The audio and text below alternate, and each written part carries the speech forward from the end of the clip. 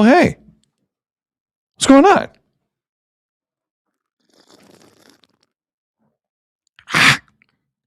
Lot going on today. Dark Angel in the chat writes the following. Hey, Sid, give us a Forza Italia. No, I'm not doing that.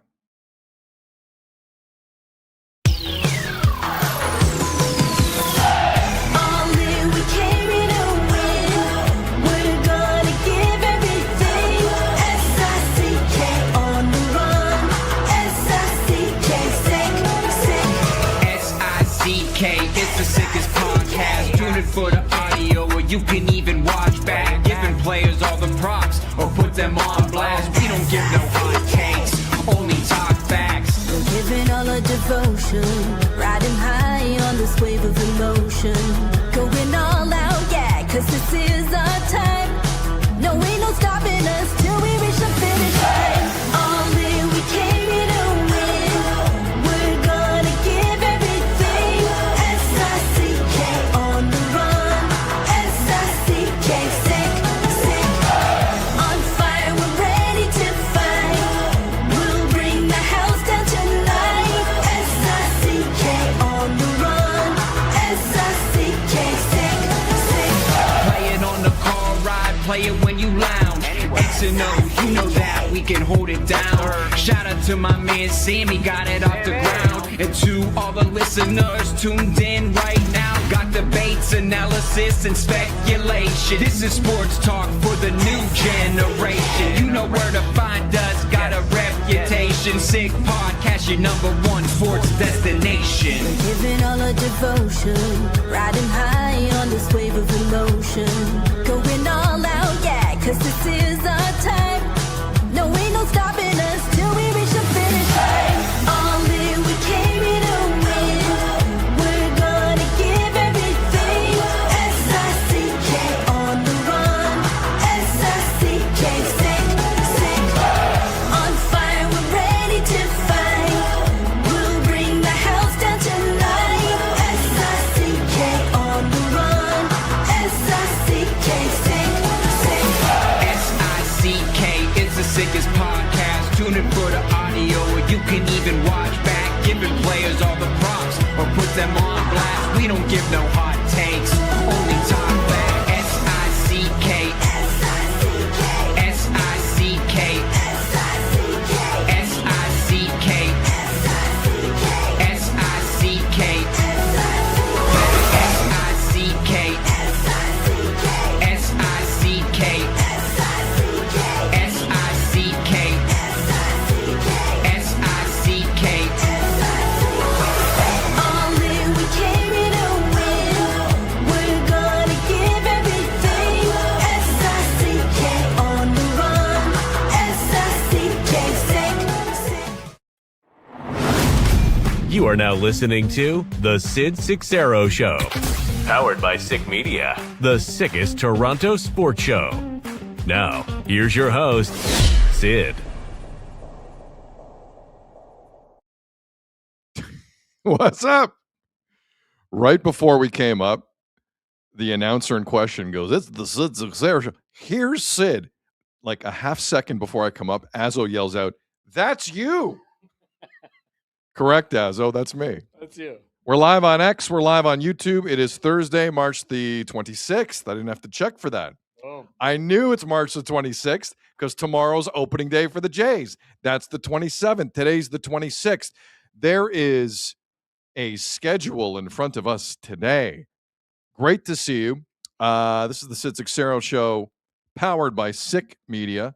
We are rolling into a Thursday, and with rolling on the mind, I want to shout out something we got from Hammer Down in the chat, who wrote the following. Ripping through 18 gears with a load of crude oil trailing behind me, waiting for my daily dose of Sydney Seixeiro. Two things. Hammer, if that is indeed your real name, appreciate all the truck drivers across Canada, across the United States. All of you. I'm assuming you're driving truck. You're hauling, as they say. Appreciate you listening, wherever you're listening. Be safe. And with that crude oil behind you, that's like the most valuable thing on the planet right now. So just be careful. True. It's in the news. Just be careful there. Appreciate all the listeners. Appreciate everyone watching here. Hopefully we've done semi well. We made some headway making us part of your afternoon sked or your morning sked if you're in the lower mainland or something like that. And Thank you. Thank you. And I know I may have pissed off some Vancouver hockey fans yesterday. But it's from a place of love. We got a lot going on here. And I haven't been to Las Vegas in a long time. And based on the numbers I'm seeing, a lot of Canadians haven't been to Las Vegas in a long time. Did I not read recently Vegas was treating the Canadian dollar and the American dollar on par just to get Canadians in there? A couple hotels. That's wild. Yeah, for like 6 months. That is an insane development in Vegas. It had a max. Now, it started at the pandemic for obvious travel reasons, but like things have happened since. We don't need to get into them. We all know what they are. And Canadians are a little pissed. The Buffalo Bisons do it too on the regular. Do they? Yeah. Shout out the Bisons. Yeah. Smart organization. Very smart. So I haven't been to Vegas in a while like a lot of you here in Canada. But I do know if you're like a certain high roller, like there is a tradition that started up a while back where if you go to Vegas and you just go all out and you wake up the next day feeling like pure ass, it's IV time. And the high-end hotels will sit you back, throw in your AirPods or whatever, and for an hour, you get completely rehydrated. Now, technically, rehydration takes like hours and actually days. Like you can't just get rehydrated in minutes. That's not how that works. But like when you feel like complete garbage, you need a boost sometimes in Vegas. And the higher end rollers, for lack of a better term, they go that route. They will have people come up to the room and hook up IVs to you. I know most of you know this, but some of you might not. And then all of a sudden, you're right to go and do the exact same thing that night. Just get skeefed up to your eyeballs and do it all over again. And if you're a fan of the Toronto Maple Leafs, especially if you've been down at Scotiabank for all of this, okay? If you've been down there for this entire stretch and you are a Leaf fan who like is still cheering and wants the best for Matthias Michele, God bless you. God bless you. But you at this point of the year, 9 games left, must feel completely hungover. And I completely understand it. You are loyal people. Loyal people. Maybe your dad's dad owned those season tickets. Maybe you're going down to Scotiabank for the first time because the secondary market is just a playground right now. And if you want to get in at a good price, you're probably going to be able to. Like, what was secondary ticket prices for Rangers Leafs last night? 2 original 6 teams. Normally a pretty good ticket in this city. You could get in. Very good. But Leaf fans generally just have that hungover feel. Groggy. How are you going to get through the day? Well, I don't know who came up with the idea. I don't know if it was a Sportsnet thing. I don't know if it was a Leafs thing. But the Blue Jays were your IV last night. Just seeing the Jays in the building. Ernie Clement could run for political office in this province and win. And I don't even know if he can because he's not Canadian. But whatever. Yeah, he is. Kind of Canadian. Yeah, he is. But he's not, you know what I mean. Yeah, you have to be actually Canadian to run. But yes, honorary Canadian. They raised the flag at City Hall. And not just Ernie Clement. The sight of George Springer and Ernie Clement sitting in the wrong seats in the lower bowl, we've all done it. It is is that not a top 5 most embarrassing thing to do at any event? To be in the wrong seat? It's like you feel like you've kicked someone in the head accidentally. And they're just normal guys. Springer, that's a Hall of Fame resume potentially on George Springer. We can have the discussion. Now, some people don't like the whole cheating thing. That's what it is. I look past it. George Springer has a Hall of Fame resume. And Ernie Clement is the toast of the town. And then on top of that, the Jays in the box, Okamoto's in the box. Okamoto just got here. Dylan Cease was in the box.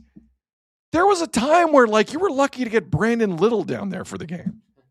Everyone's busy. Nope. A full-on Jays crew was there last night.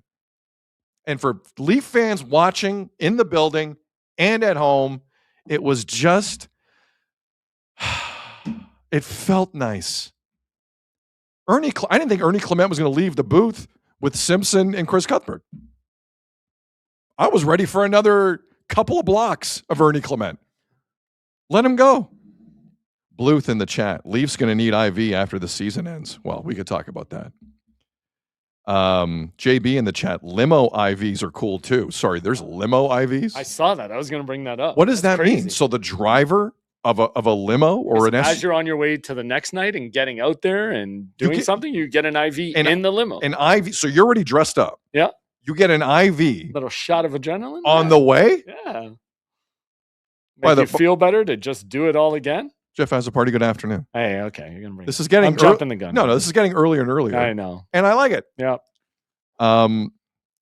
So just for the Leaf fans who have suffered, like I'm talking loyal fans. I'm a Leaf observer. I was a fan once in my life. You work in sports long enough, things it just shifts a little bit. You're still a fan of the story, and their success is great for everybody, but like I'm an observer. For a Leaf fan, a diehard positive Leaf fan, you needed that last night. You needed all the Ernie Clement and George Springer you can get. I really hope Springer has like a decent year. I don't expect a similar year. I just hope he has a decent year. I don't want to see a fall off to the point where it's like, whoa. Because that's just, no one wants to see that. Fangraphs disagrees with you. Oh, really? They have him dropping like 168 OPS. Oh, I thought you were going to go the other way on that. No, they have a drop off on really? 168 OPS Fangraphs. Oh, no. Not my friend right now. Don't tell me that about George. He didn't cheat either. It was the rest of the team. It was Altuve. I don't want to get into the Astros thing. No, it wasn't. We all know George had nothing. We all know Jose Altuve was the ringleader of the whole thing. That little bastard, Jose Altuve. We all know. Wasn't Alex Cora, wasn't Springer, wasn't Bregman, wasn't any of these guys. It was that gnat, Jose Altuve. And Carlos Correa, maybe. Keep Carlos Correa out of this. No, Carlos was a part of it. He was the loudest detractor of his role, which obviously means on the drums. Which obviously means he's innocent. He was banging on the drums all kinds. Anyway. No 3-putting in the chat. Leaf fans need a car wash. Yep. They need the code. Yep.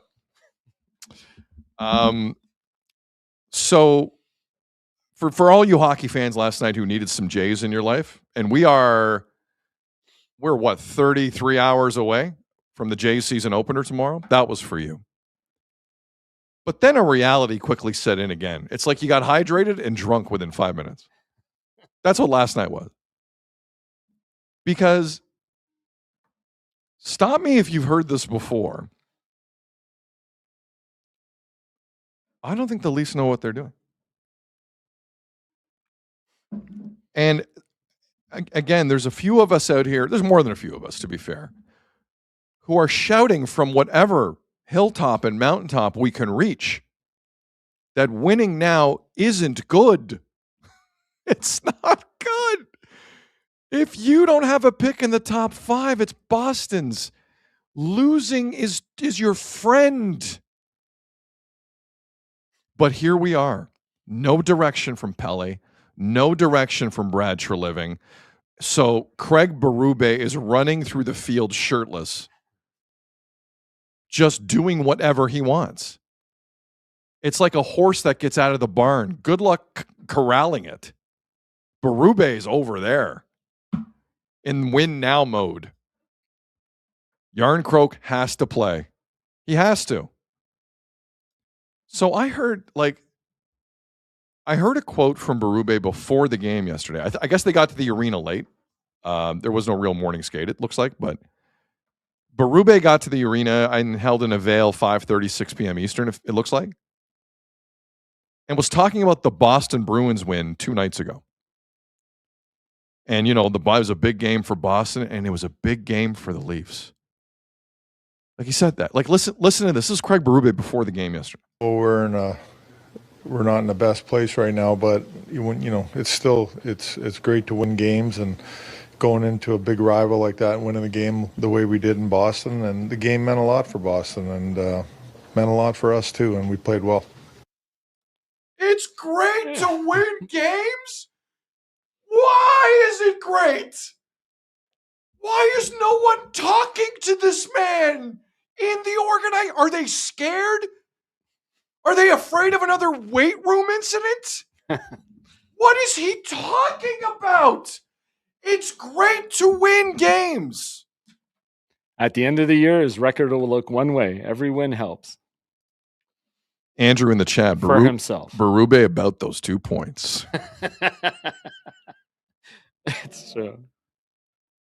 So again, because I'm seeing it now from multiple angles. I'm seeing fans in my feed and on YouTube constantly going, Joseph Wall, great night. Glad we won. Great win for the Leafs. Looking good. How about Jake McCabe? I don't hate Jake McCabe. We'll get to McCabe in a second.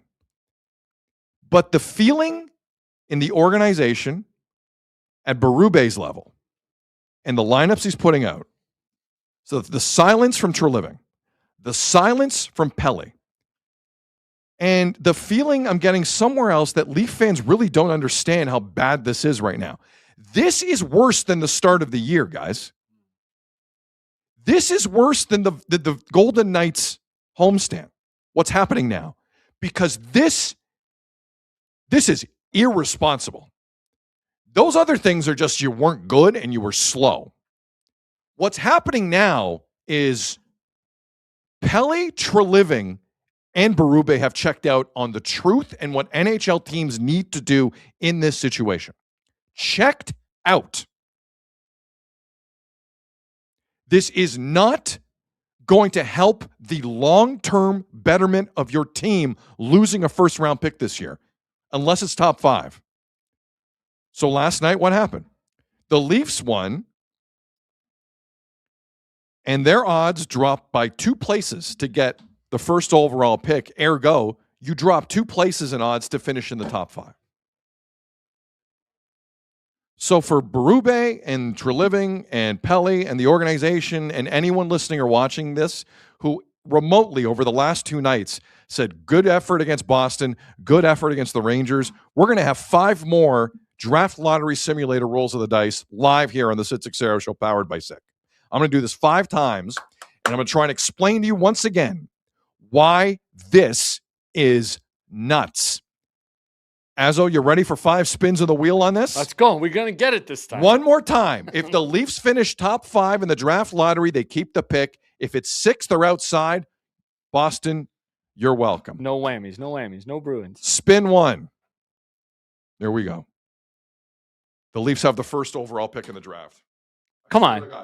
The Leafs got the first overall pick. They jumped 7 spots. Show me your computer. Come on. Come here. Come here. Come here. Just show it. No, I'm not showing anything. Come here. Get up.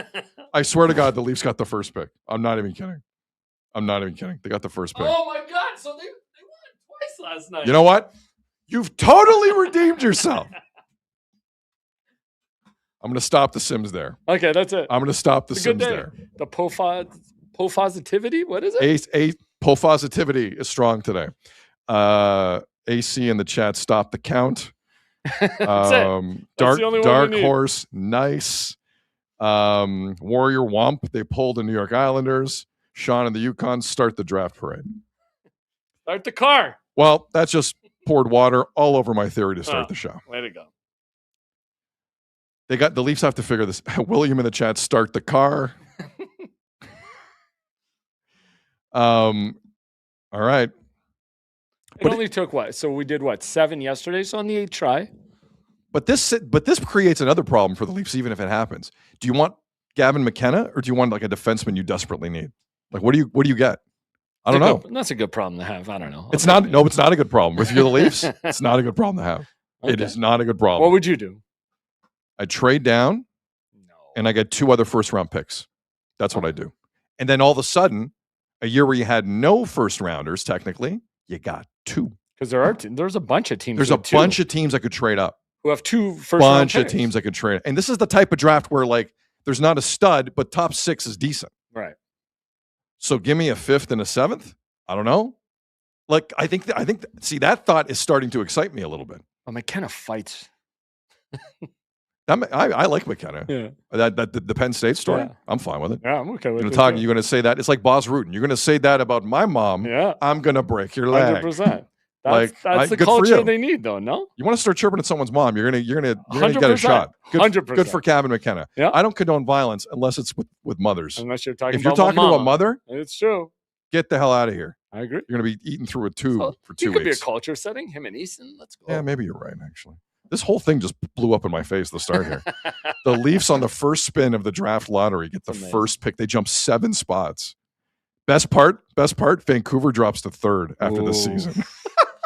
Good for them. That gives them. If the Canucks don't get this pick, my holy God. How are the Pale? What is this question here from Francis? How are the Pale today, Sid? I'm not sure what that means. Do I look pale? No. He's talking about what douchebag Guido there said to you, I think. How are those Squashapale. How are the Pale today? Sorry, that's what you meant. That's what I think he meant. We're going to talk about Squashapale later because this is a big day for them. This is a tense day for Italian soccer sport. This is tense. I think it's going to work out today, but it's tense. Yeah. Anyway, I still think this is completely irrational how the Leafs are going about this. This should upset Leaf fans more than anything else. Red hot Maple Leafs. This is nuts. Look at Tavares dying for 30 goals again. Like, John is a nice guy. He's a respected guy. No one cares more about points than John Tavares and goals. No, nobody. Because that's that. He needs that. He doesn't care about anything else but that. A hockey DB page has to look a certain it's way, crazy, dude. Yeah. Like, it's at least Willie's consistent. Doesn't care about much. It's true. But if you give an opportunity in front of goal for John Tavares, that's fuel. And you hear more and more people saying this, but with both those goalies, whether it's Stolars or Wall, with them in net, you have a chance. I don't care. This was the stat, actually, even to bring it more back around to your Bruins point. I saw this from Leafs Latest on X yesterday, and this was before the game. The Maple Leafs have given up 249 shots over the last 7 games previous to last night. That's 35.57 shots per game. And despite that, Joseph Wall and Anthony Stolars have still combined for a .916 save percentage. Whoa. That's pretty good. And then to your point, I went back and I looked it up. So against the Habs, they had 33 shots. Ducks, they gave up 40 shots. Sabres, they gave up 33. Wild gave up 38. Isles, 34. Canes, 36. Sens, 44. Bruins, 20. Wow. So maybe, and then last night, 43 again to the Rangers. So why'd the Bruins only take 20 shots on them? You think they were kind of, it leads to your point yesterday. Well, thank you. Let's jump to that. Yeah. Because I legitimately, people think I was kidding. No. I legitimately argued to you yesterday on this show. There were moments in the second period, hard pieces of evidence to suggest the Bruins were throwing that game against the Leafs. That's another one. So are you telling me the Bruins lose to the Leafs 2 nights ago and then go into Buffalo and beat them in one of the best teams in the league? Where that since the start of the new year is buzzing. They go into Buffalo. One of the toughest in a close game against a tough team, which means there's effort throughout the game, and they win. You don't think that was strategic against the Leafs the other night?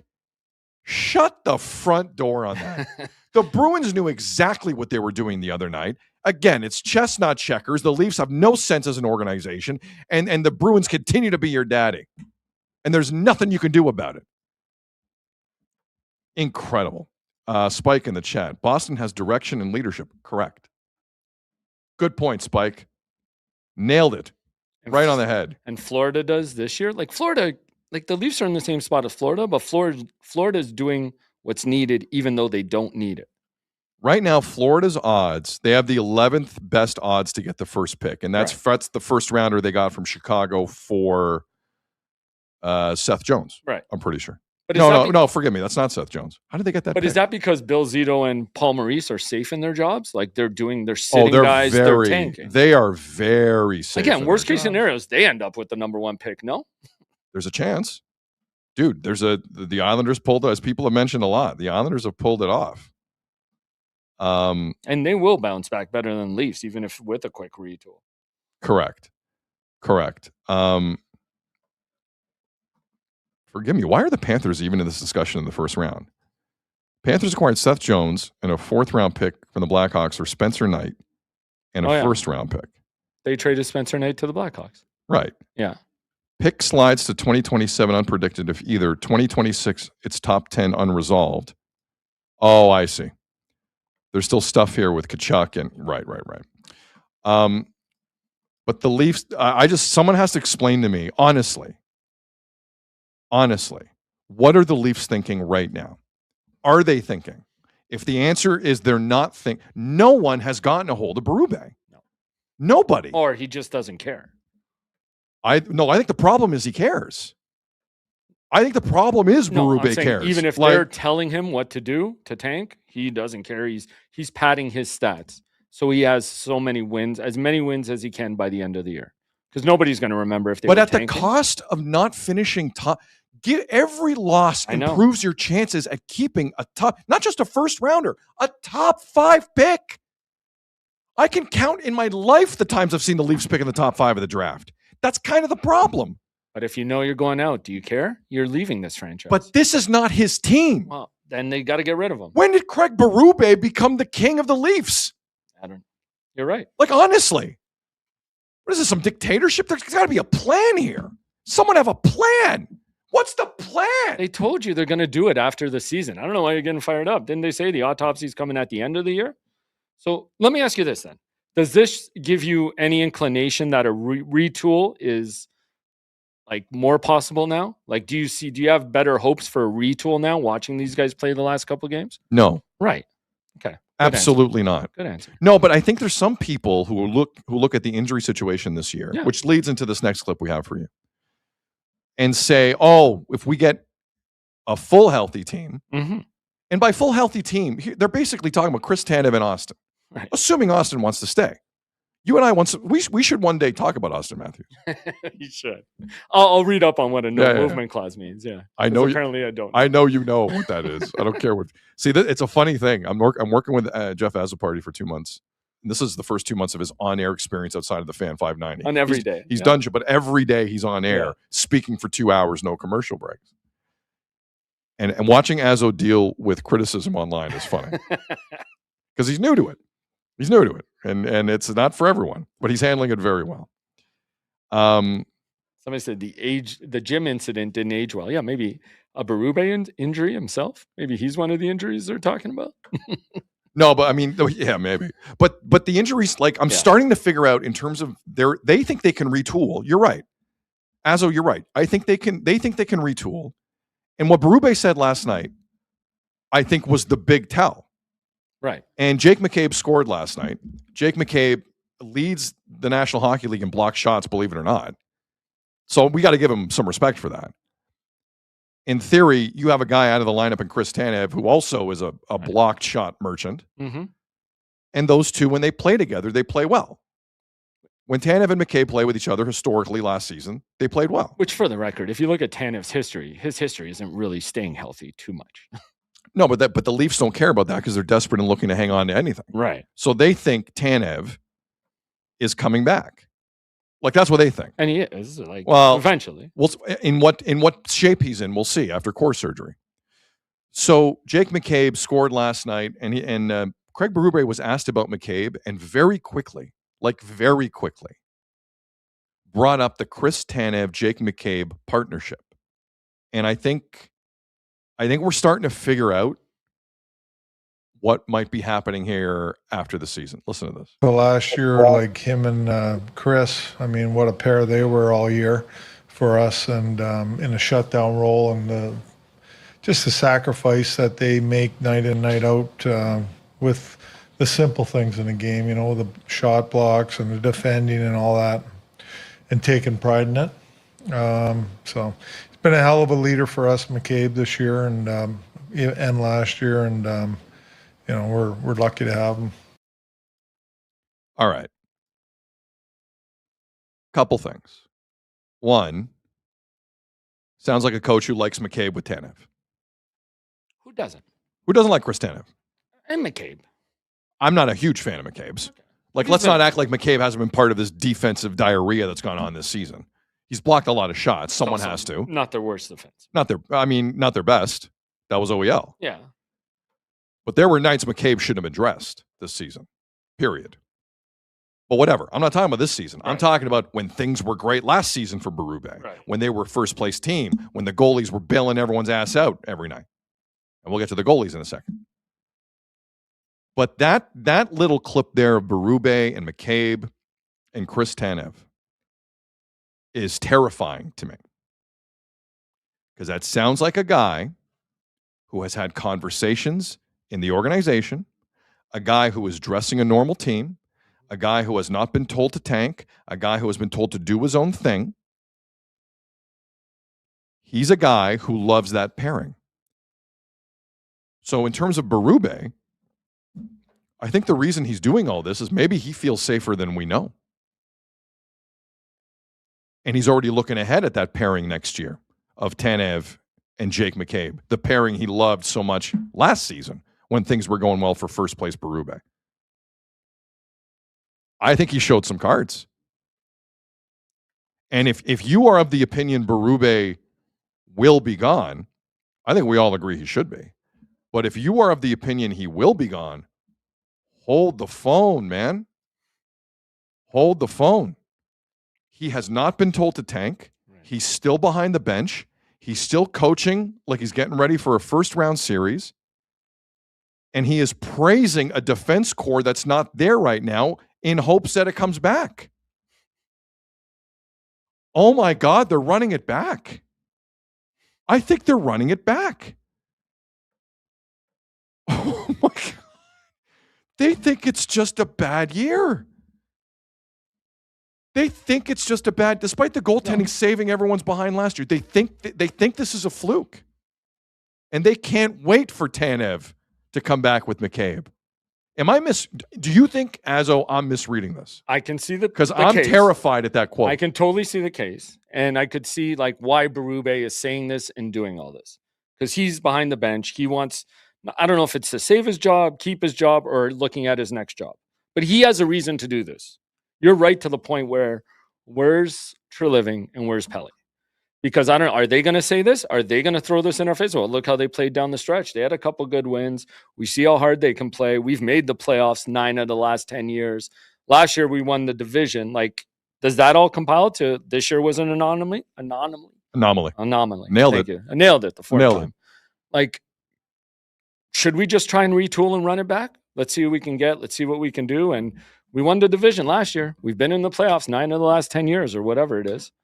Like, we were missing our main defensive guy. Our goalies are still good. Because, again, if you want to tank, neither of those goalies are playing. Give Hill to be some ride. That's what I mean. Like, this is because the minute those goalies are in the game, to my point earlier, you have a chance to win the game. I need help with this comment from you, Azzo. Andrew in the chat, running it back like Jay Uso.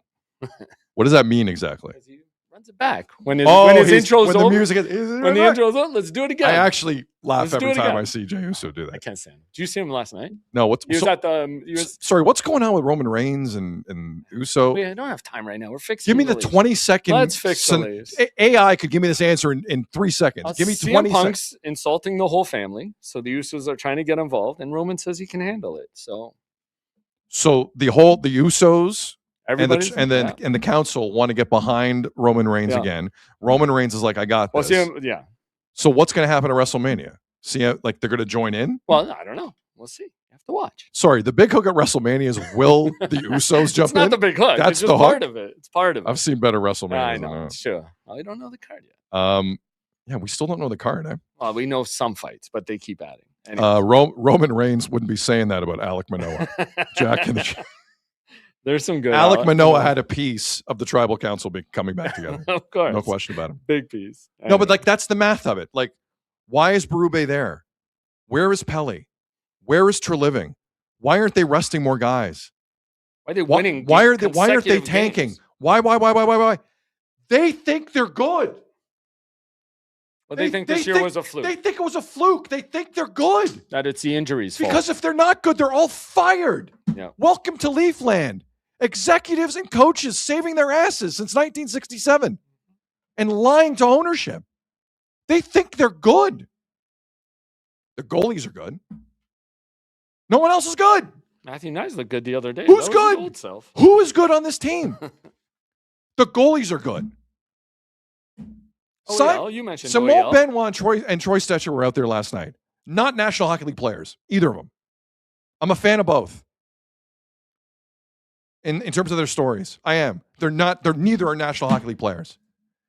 And we're all wondering what's going on here. I think we're starting to know what's going on here. Berube can't wait to get McCabe and Tanev back. They think they're good. And this was an unlucky year. And they want to run it back. Nothing Berube's done has made sense. Now it's making sense to me. He's safe. He is paid past this year. Rogers aren't going to pay people to go home. Not everyone. But not coaches. I can't believe this is happening. They're going to run it back. Isn't that the easy way out of this, though? Or the Yes. easy way? Of course it's the easy way out. Yeah. Of course, there's no risk on anyone. You can still blame people if stuff goes wrong. Again, and out of 2 years, it's 1 year out of the last two. Again, last year you were the Atlantic Division champions. You took the Stanley Cup champions to Game 7. Jack in the chat. Berube, McCabe, and Tanev should get an apartment together. Yeah, I agree. Miss your laugh. Chris in the chat. Wait, they're not good? No, they're not good. They've won 2 in a row. That damn mentors trip. I know. I hate mentors. I blame Jake Gardner. I hate mentors. Jake Gardner. You're good for you. He's the one who told them Tanev and McCabe are very good. If he had them, they'd be winning. God. Oh my God. They're going to run it back. Can you say you're surprised? Yes. Really? Yes. Knowing this organization. Because I thought Keith Pelly, I still could be proven right on this. Keith Pelly will crack as many eggs as he needs to crack to make the omelet he wants to make. I know that about the guy. I do. I owe my career to him in a lot of ways. This can't happen. This can't happen. You can't bring everyone back. You can't do it. There will be a revolt. I know we've said that before in this city, and it's never happened. And I get it. I don't think so. This one is kind of serious right now. You're going to bring everyone back after this? Give Michelli 5 years then. But they just give Michelli 5 years. Why not? Why not, Pop? They just didn't replace Marner right. They'll get it right next year. That's all it was. Eldon in the chat. Sid, please stop banging the desk. I've answered the door twice. That's pretty good. Eldon, I'm sorry. Yeah. I'll stop. I keep trying to tell him, Eldon. I'll try to. Bugs me too. I'll try to stop. I will try to stop. All right, so let's. Again, we're working under the pretense here. I can't believe you went here today. Oh my God. Oh, I went here today. Yeah, I did. And there's a case in point for it. It's amazing. Mark in the chat, 9-3 finish to the season. Yeah, they're going to. Watch this. The Leafs will have a 9-3 finish to the season. You know what the other issue with the Leafs is? Like Berube, I thought was very interesting yesterday. Sometimes he isn't. But he has been lately, though. He's been talking more. Yeah, he's been letting it fly lately. He sounds like a guy, like a lot of people have been of the opinion, oh, Berube's clearly gone, so he's letting it fly. No, I just think he's more comfortable than we think. I think he's been told something. That's where this is going. And I think he may be being told from up top, be harder on these guys. Do people think we're saying they're going to make a run this year? Because people are saying Leafs are 10 points out. Yeah, I'm aware. Thanks, it's not happening. Yeah, thanks. Multiple. Yeah, no, we're not talking about this year. No, we're talking about next year. You want to watch this team again for another under full NHL season? rules, the trade deadline has passed, so there's no more trades this year. We're talking about next year. They think they're going to be good next year. All evidence is pointing at that. All evidence. The other thing I want to get to is, a lot has been made of teammates defending each other on the Leafs. Mm-hmm. And Easton Cowan is the latest to do that. Did that against Zadorov. Loved it. Loved every second of it. Damn right he did. I'm a fan of Easton Cowan. Do I think he's going to be more than a second line player in the league? Probably not. That's my Cowan, man. But Cowboy did the job. He did the thing. And I've been critical of the core of this hockey team for a long time about not jumping in. But Berube, again, yesterday after the game, said the quiet part out loud. And this goes back to Dubas and Shannon. There has been a long-standing philosophy in the Leafs organization that their power play was so good, you can't retaliate. I'm serious. If you retaliate, we lose our power play. And even last night, Berube was kind of going down this road in a world where the Leafs have been publicly shamed to an incredible extent on sticking up for each other. There is still an element from this moronic organization that to hell with team building, we need to protect the power play. One of the more disappointing power plays in the league. Got a guy fired, didn't it? Got a guy fired because it was the easy thing to do. So, as much as we banged away at the Leafs on not sticking up for each other, I think they were being told to. This was Berube last night. Talked about it, the retaliatory penalties. Yeah. I mean, we've been taking too many penalties of late, for sure. But, I think guys are pretty tuned into getting involved and sticking up for each other and getting in there, which is good. I got no problem with it. We don't need to retaliate on some of the plays, but I think, guys getting in there and stepping up for each other is really important. But that's been the mixed message for 10 years. Right. Our power play, so don't jump in, John Tavares, because you're going to get a point. You're going to get a power play point. Don't defend your teammate. Austin, don't do it. Willie, don't do it. Mitch, don't do it. Morgan, don't do it. I think we need to be fair to these guys to some extent, and I'm including Willie, that maybe that is what they've been told the entire time. And it has crippled the team. They don't have another muscle memory now because of that. Everyone's like, I don't want to give up. Brandon Carlo said that garbage earlier this year. Brandon Carlo, the softest defenseman in the league, said that earlier this year. So he's playing for the right team. But that's the message they're getting. No. But that's the message. Isn't this a Shanna plan, though? He told them he told them their skill would eventually get them over the hump and they'd win everything with the skill they had. It was skill over snot, over DNA, over grit, right? They banked on all the skill they had. And that was the philosophy. So stay on the ice. So stay on the ice. Right. I agree. But it led to Anaheim 3 weeks ago. 100%. Or 2 weeks ago, whatever it was. It led to all those playoff appearances. It led to every playoff. Game 5, Game 7 against the Panthers and the Lightning. And yeah. Thanks, Brendan. Guys running your goalie. Thanks, Do nothing. Brendan. Right? Bingo. I think what Berube was very revealing last night. I think what he said about retaliatory stuff has been an organizational philosophy since the Core 4 began and has destroyed them. Got everyone their contracts and their cookies. Congratulations. Built zero team camaraderie, built zero team toughness. They do not care about each other, and it led to the Matthews thing. But that is on the Leafs too. I have made a mistake and let them off the hook way too long on that. That we need to put that in the ether. That's exactly what happened with the Leafs. That is a organizational philosophy from Dubas and Shanahan. We're spending so much on this power play. Don't ruin the power play. Yeah, my teammate just got a stick to the face. Don't retaliate. Tavares needs to stand 2 feet from goal. That's why we brought him. It's ruined the team. But that garbage is still going on with Berube. It's been a decade ingrained into him. You still, can't just walk away from it. Who cares now if you retaliate? Yeah. You are 10 points out of a wild card spot with 9 games to go. Who cares? They don't understand. Are they okay? No. Dude, like we don't said. Retaliate. Hey, Easton Cowan, retaliate every game. Retaliate every game. It'll make you a better player.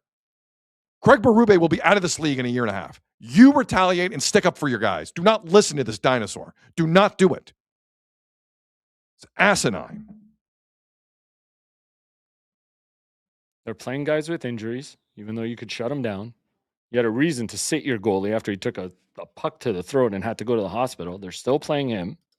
He comes back quicker than he ever did. It's true. You have options to sit these guys and try and lose these games, but apparently they don't want that top 5 pick because they think they can refuel or retool. Mike in the chat, we can and we will give the Bruins the 6th pick overall. Great reference. Reference. The reference is the Duthie interview with Dubas. Was it Duthie or was it Friedge? I think it was Friedge, actually. Sorry, it's Friedge. It was Friedge. Friedge with Dubas. Can you re-sign all your guys? Dubas, when they were all coming up. with 8 weeks of experience in the National Hockey League, We can and we will. Yep. Because that's what the important thing was. Not building a team, not keeping the cap down. No. Which again, back them into a corner. Making Dubas and Shanahan look good. That was the important thing. Now, the one thing about the Leafs I'll say about next year being a retool is you got goalies. Yeah. Don't tell me they don't have goalies. I don't care what you think of Stolarz and the popping off. I don't care what you think of Joseph Woll and the injury history. Look, man, these are guys when they're dialed in. Look, let's remember the Berube era can be summed up this way. In Toronto, 85% of the time, Berube teams in Toronto have been outshot. Think about that for a second. 85% of the time, this fraud of a tactician, supposed defensive tactician, right, is hanging Woll and Stolarz out to dry in ways that can barely be comprehended. They need one more save. I couldn't believe he said that the other night. A guy who has I couldn't 13 believe he said that the other night. over goals expected, against expected. It's crazy, man.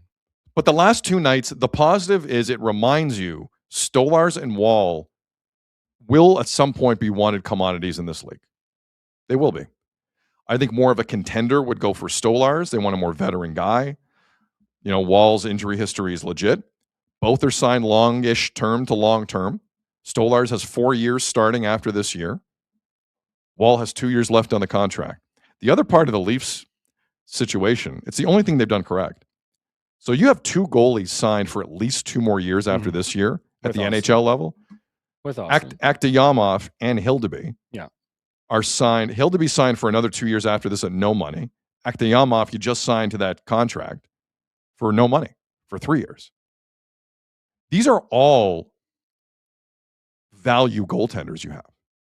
Now, Aktayamov, I'm not sure about. I think Hildeby can play if you need him to play a little bit.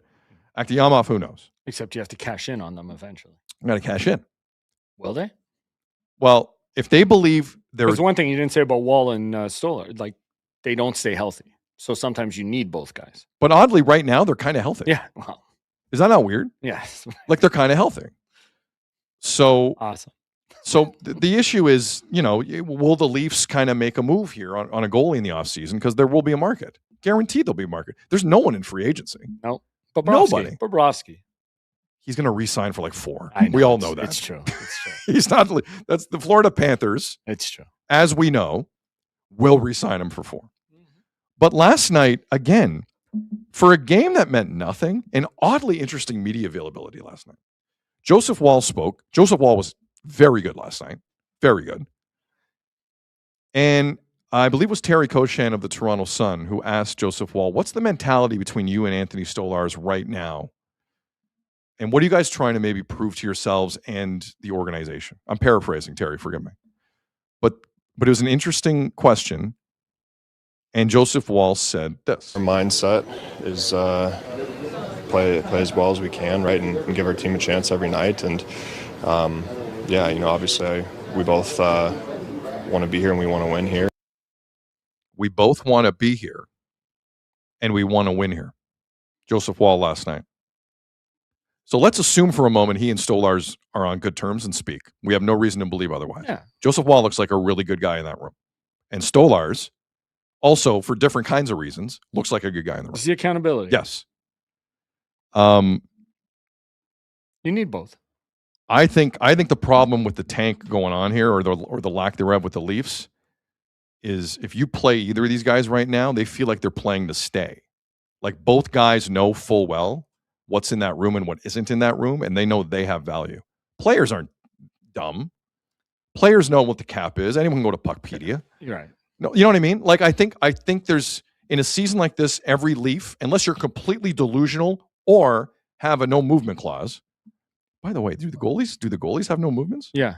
Stolarz does. But his is it's actually limited. It's 18. But then a 16 kicks in after the extension. So Stolarz, let's just clarify here. Stolarz, when the deal kicks in next year, it's a 16-team no trade. Right.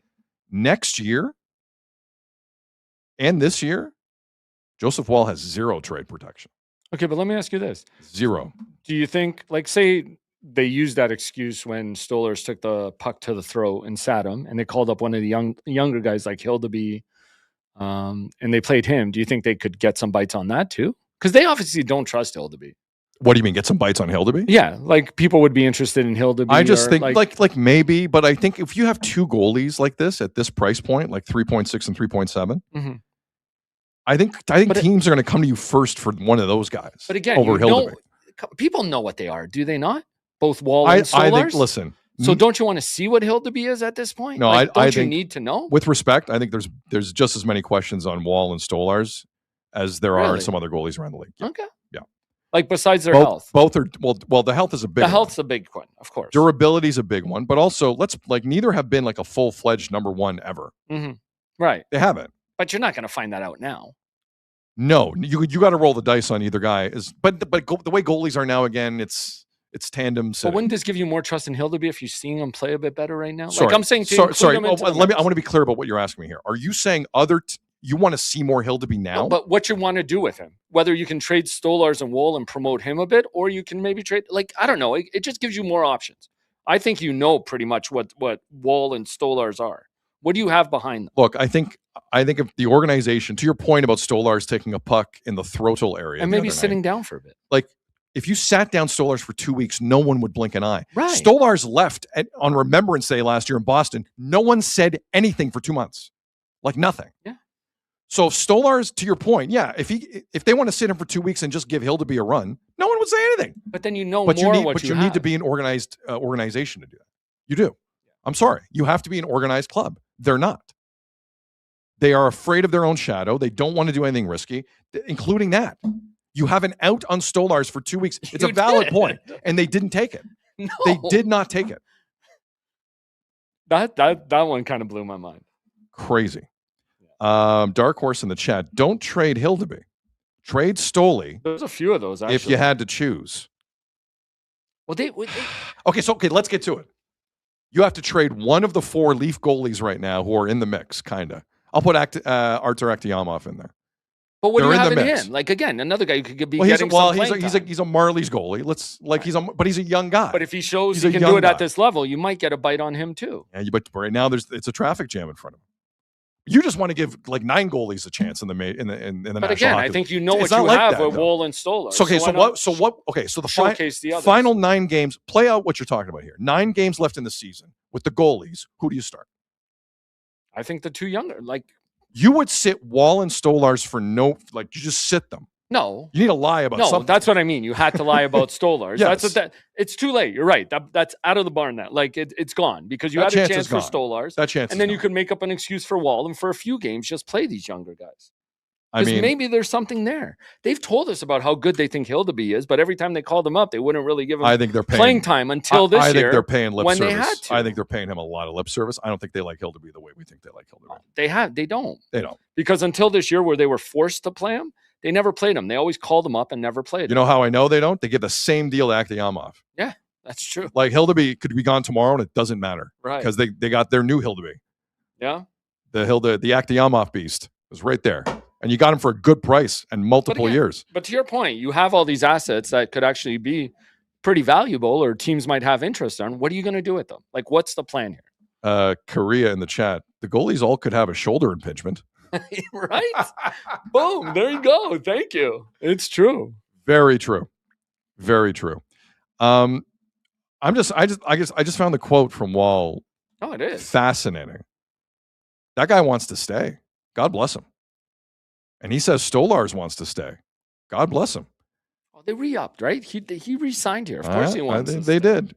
But their no trades are not crazy. Their no trades are you can manage around them. You can. Like it's not like you can't move Stolarz either. 100% you can.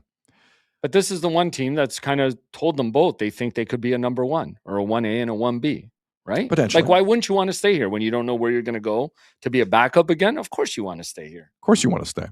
You know why I want to stay here, Asa? It's a great time of year. It is. Baseball, hockey, all of it. Basketball, World Cup qualifiers, World Cup. Is there a game today? Oh, there's all kinds of games.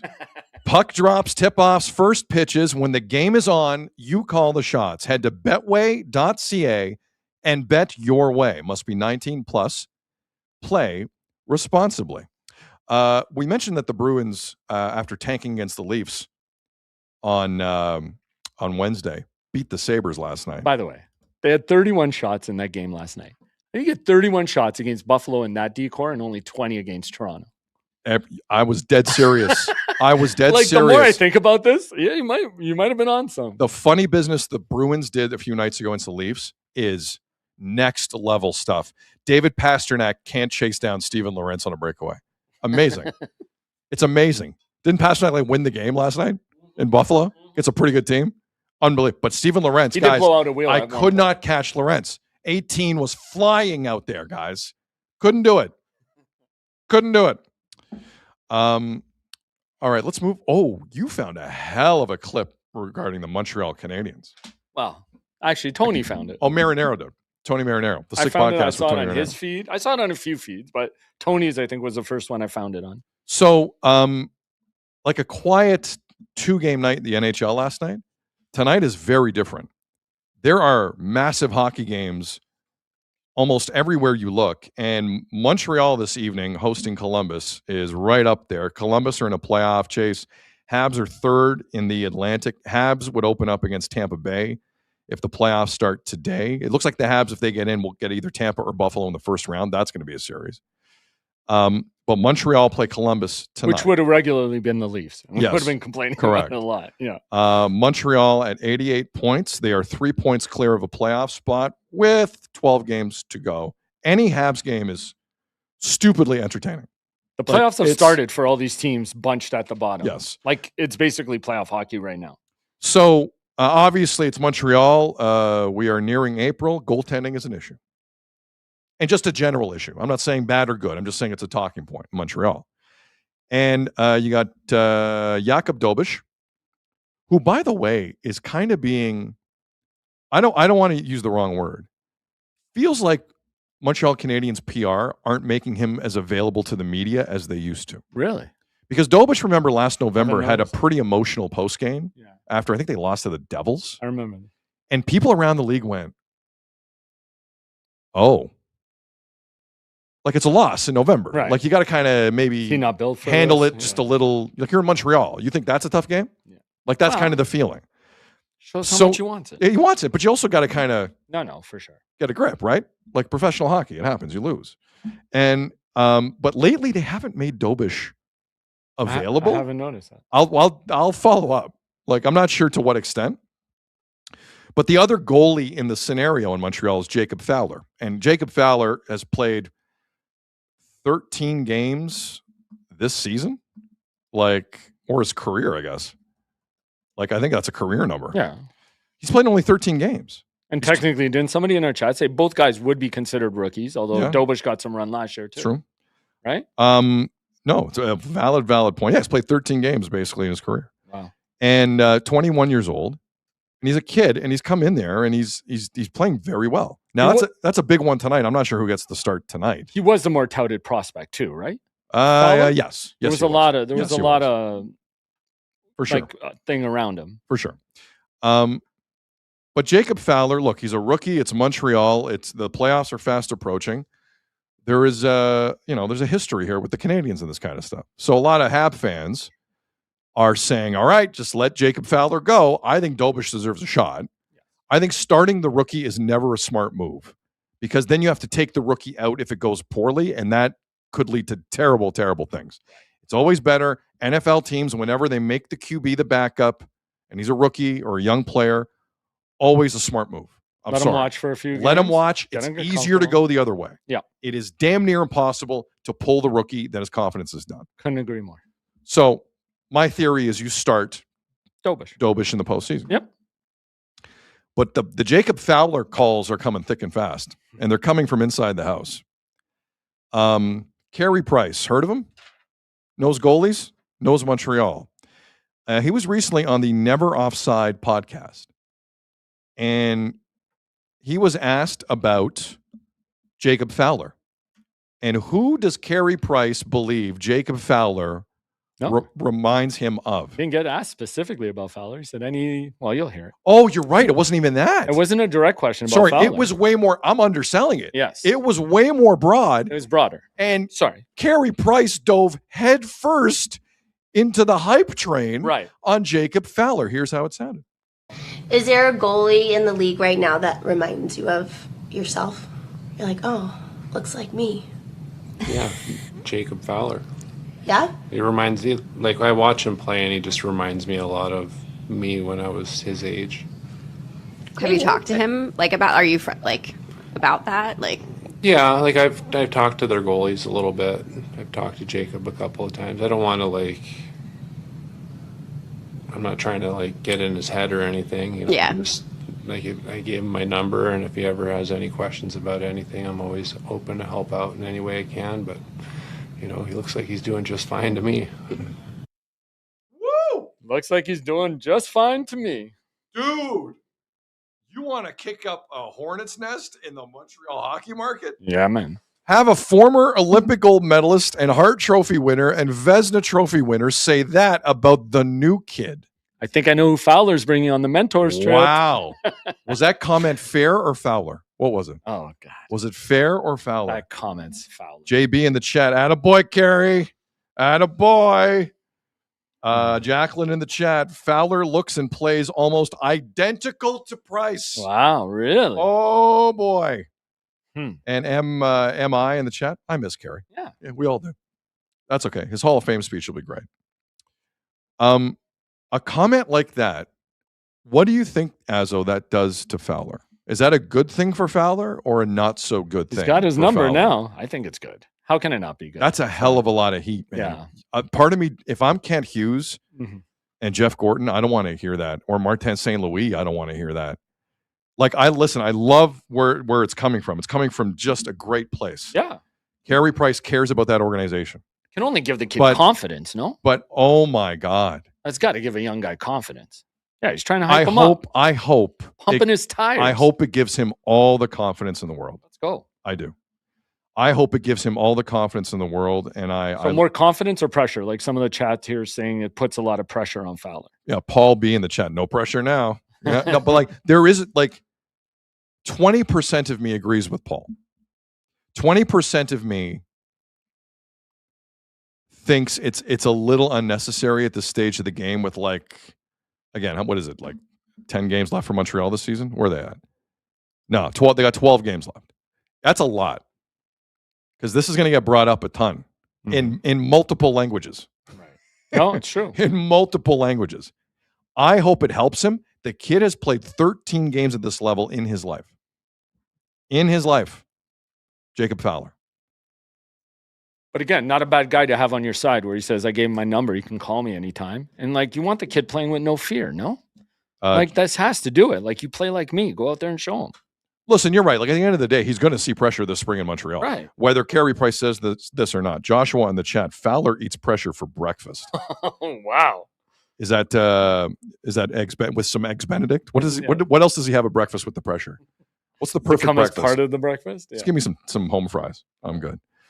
Okay, that was fascinating. It was. I hope the kid has it go through one ear and out the other though. Cuz that's the kind of stuff. What? No, you can't sit on that. You can't sit on that. He's one of the greatest goalies. I play like him. Go play like him. Listen, he's been good for the Habs. He hasn't been like a world beater. He's been good. Mm-hmm. 899 save percentage. He's been good. He's not Carey Price. He was better in Laval. He's been good here. It's been a predictable progression. But I get scared of this kind of stuff. I do. I don't think Carey Price meant any malice by it. He was just being honest. I mean, again, but I've seen this backfire before in professional sports. In the end, it all I depends really on have. Fowler's temperament, right? Yeah. Again, you weren't going to make any of the core four more hungry or more aggressive than they were.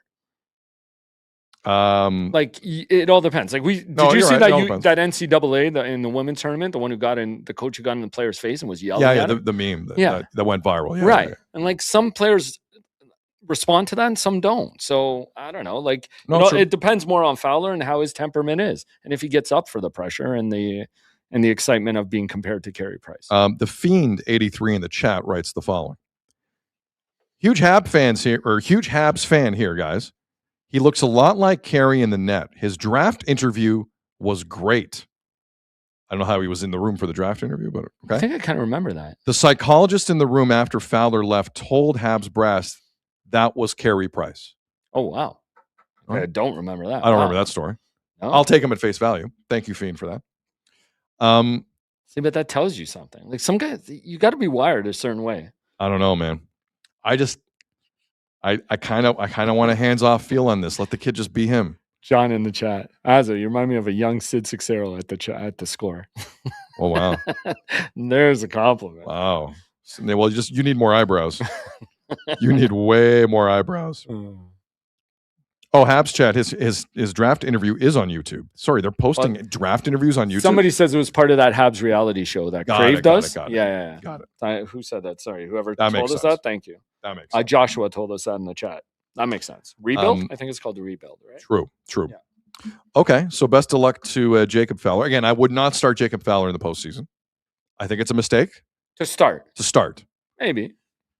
Sorry, you would start Jacob Fowler? No, I'm saying, but there might come a point where you want to start him. Non-negotiable. Okay. Dobish is a completely capable goalie who can at least start a postseason series for you. Yeah.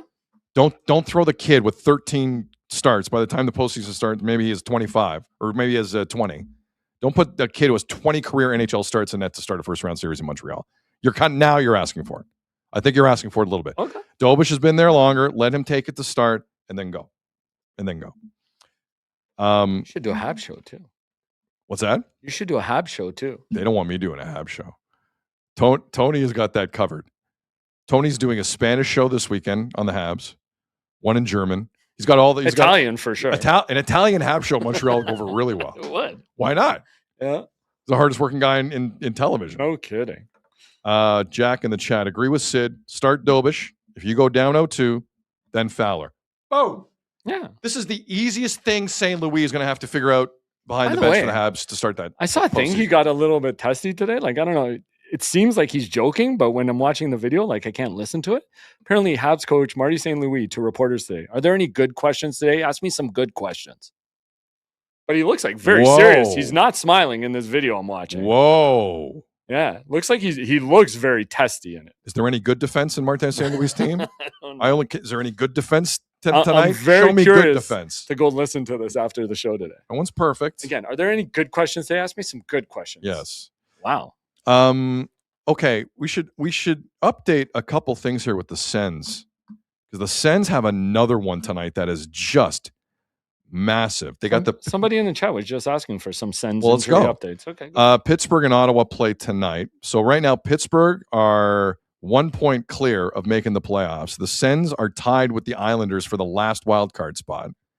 But because the Sens have played fewer games, they're right now technically in a wild card spot. I am looking forward to Kyle Dubas missing the playoffs. I think that's going to happen. It's going to be a great moment for me and my family. But in terms of the Sens, Thomas Chabot gone potentially 8 weeks with the fractured right forearm. Damn. JT Miller, you jackass. Seriously. Happened Monday night. So Thomas Chabot, unless the Sens are like, my math might not be right here. It rarely is. Unless they're a second round team, you're not going to see Chabot again. Probably not. Damn it. Now, the other thing is Jake Sanderson is going to join the team in Florida this weekend. That's crazy to me. I really hope he's not rushing. Like, it feels like he's rushing. It does.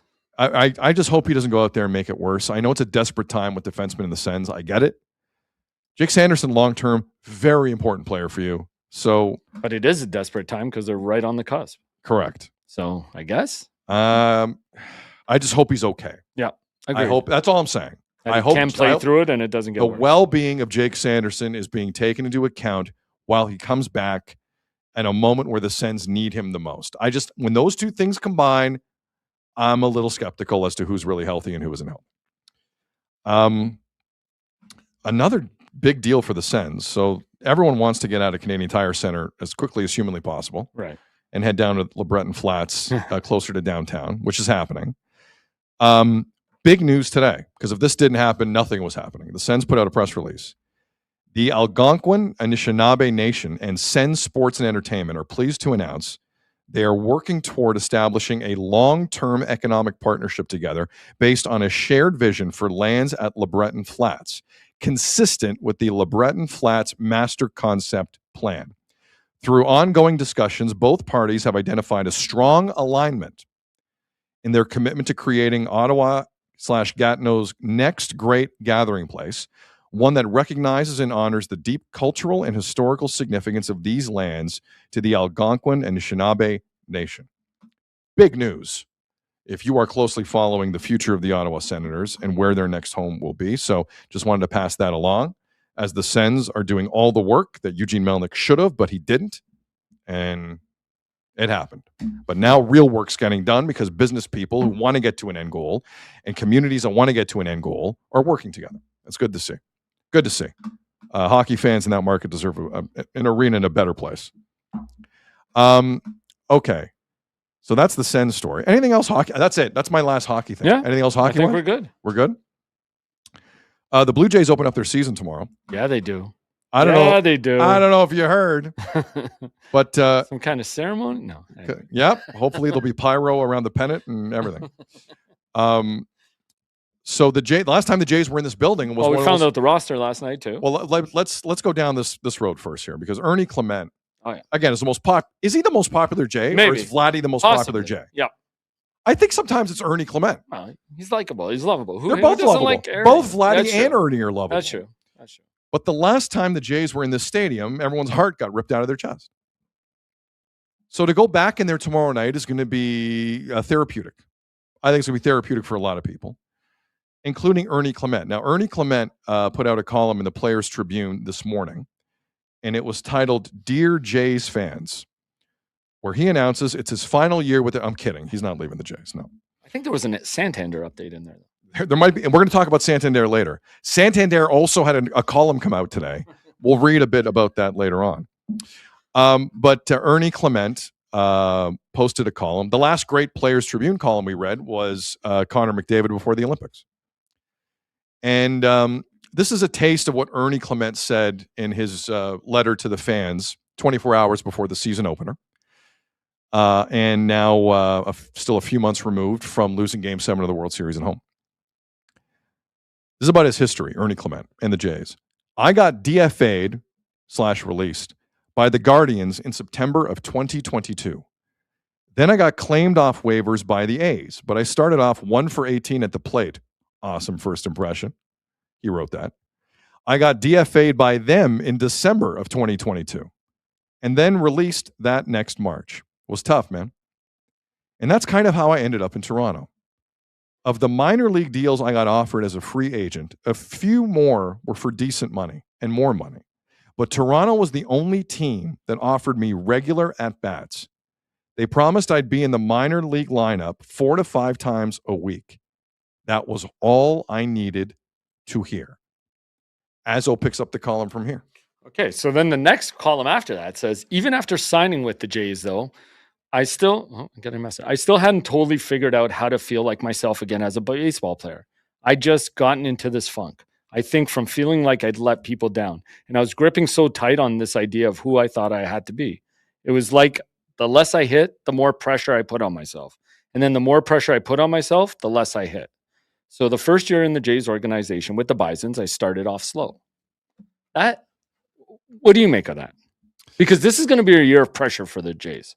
Not just Ernie, like guys like Barger and other guys are going to have to step up. Sometimes the pressure of baseball and falling into slumps can play on you. Let me wrap up the column, then I'll answer that. So this is how Ernie ends the players. I got more too. No, that's fine. Players Tribune column. So then it's Game 7, another walk-off situation, and I come up against Yamamoto. First pitch, I have this feeling he's throwing me a big curveball. I figure they know I'm on the fastball always, so they're going to try to get me out front to roll one over, breaking ball pitch. So in my head, I'm like, if it's first pitch curveball, no matter what, I'm putting my best swing on it. And then he spins the curve right there. And when I tell you I put my best swing on that pitch, it's the absolute truth.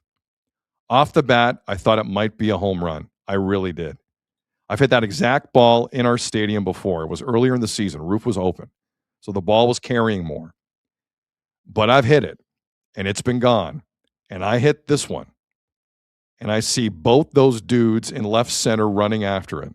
And I'm like, all right, that's off the wall at least. I just walked us off to win the World Series. And then they collide, and I don't see the ball. And I'm like, oh my God, one of them caught it. 2 innings later, it was over. I am excited for us to try this again this season. I know my career won't last forever, but I know the little kid in me would be proud of how I'm smiling and having fun out there the same way I did all those years ago in the backyard. I hope that comes through. The joy this game brings me every day. Baseball is my favorite thing in the world, man. And I'm so honored I get to play it with the Jays and in Toronto. Thanks for reading. See you guys Friday night. Ernie. Now that's just a piece. You closed it. That's just a piece of it. Yeah, because here's the other part I circled was, here's one thing I've been thinking a lot about.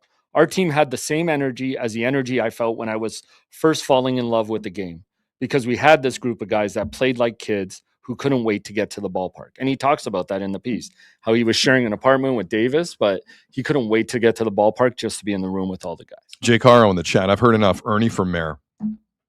But I think a lot of people might do that. Here's one more quote that they even posted on thing. We almost were champions, and that's always going to hurt. Yeah. Yeah, that goes for, the hurt is real when everyone feels the same thing. Backroom staff, players, broadcasters, owners, fans, everyone. True. Hot dog guy outside of gate 7. There were everybody. Stories. Yeah, the entire staff at Rogers Center were just stunned and sitting there. They didn't know how to react to the loss. It's the same hurt. And so your question about pressure. Right. Because I should have frame it again. I should have followed up with that. Like, after getting DFA'd by 2 teams, he came to a city where they wanted him, what was it, play 3 or 4 or 5 days a week or whatever it was? 4 or 5 games a week right. in the minors is what they So he promised. felt the pressure and he knew he hadn't been hitting. And sometimes in baseball, I think that can snowball on you, right? Like you get in your own head, and like he said, it became a cycle. Oh, that's a tale as old as time in Major League. The more pressure you put on yourself, the less you hit. Yes. The less you hit, the more pressure you put on yourself. The Jays are coming in with a different pressure than most of these guys have seen. Right, and then Ernie goes on to say, and then he was in Buffalo, and he played a game in his hometown in Rochester, and he went 0 for 4, 0 for 5, or whatever. And then he sat in his basement crying, and his mom came down. She's like, Ernie, even if it's it for you, just go have fun. And he said that's where it kind of changed for him, and he did, and he just got back to being the playing he did. And he did have fun. Like, I forgot he hit that ball between those two that they caught. Well, I'll never forget the reaction. I remember them catching it, but I didn't Clement had his hands on his head. Oh, I will never forget Clement's reaction to that, because he was all of us. And that would have even pushed his historic total of hits even to another level. Like, that's crazy. That one would have put it over the top. But anyways, they're going to have some guys who already had career years last year feeling some pressure this year. No? Guys like Barger, guys like Clement, maybe even like Kirk, right? Like, I don't know, man. There is going to be some pressure on these guys. No, Nathan Lucas, but let's talk Andres Jimenez. Let's talk about the pressure. I'm glad you brought up the pressure, because I think we need to have the honest discussion of what baseball is here, because I think there are people in this market who are like, well, obviously they're getting back. Whoa. Yep. In the last 25 World Series, of those 25 losing teams in the World Series, only 3 got back. Okay? And only one won, right? I think it's just one winning. And it was Kansas City. Right. In 2015. Yep. They lost to the Cubs the previous year, and then they beat the Jays in the ALCS. We have to really be careful here with the Jays and expectations. If they're not in the playoffs, that's a disaster. To get back to where they were and to assume that's the goal, like even Shapiro was kind of underselling it yesterday. For sure. He's like, there's no running it back. This is baseball. Guys, they were in last place 2 years ago. I have no idea what's going to happen this year. None. I can tell you they got better defense on the infield this year. That's a guarantee. They're a more talented team this year. I think they are more talented. The bullpen isn't like that much better. That worries me. But there are areas where they're better. And Vladdy doesn't have this thing of the contract over him. He's clearly playing freer. And that was in the WBC as well and spring training. But in terms of like, well, if the Jays don't get back to a World Series, it's a failure. It's not. No. That is unfair to that organization. Statistically, it is damn near impossible what they're going to try and do. They can do it. It's not like I saw Aaron Judge go 0 for 5 last night in a huge game. They still won 7-0. They still won. Like, but that's a bit but at some scary. point, they're going to lean on that guy again, and he's going to choke on it again. But your guys are going to have those 0 for 4, 0 for 5 nights. But there are people saying the Jays win 100 games. All right. They won 94 a year ago. Yeah. It's not impossible. They win 100 games. The division's a bit better. Yeah, but they also blew a lot of games in April and May last year that they really should have won. Okay. So how many games do you think the Jays are going to win this year? Let's go down this road. No. 94. I'm not doing this. 94? No, well, they won 94 last year. Yeah. So how many games so you do the think Jays they're win? back on over under? Let's just go over under. I'm going to go 96. I say under. So 72? Yeah. You say No, the Jays that's with not what I'm 72? saying. I'm not saying that. I'll say around 90. I don't know if they get to 90. Clone in the chat says 97. We have 99 from TML. With Kira between 90 and 72. Thanks, Kira. You want to know We're what going I out think? on a limb. I think if they make it to the postseason, this team is built for the postseason. This team is In what way?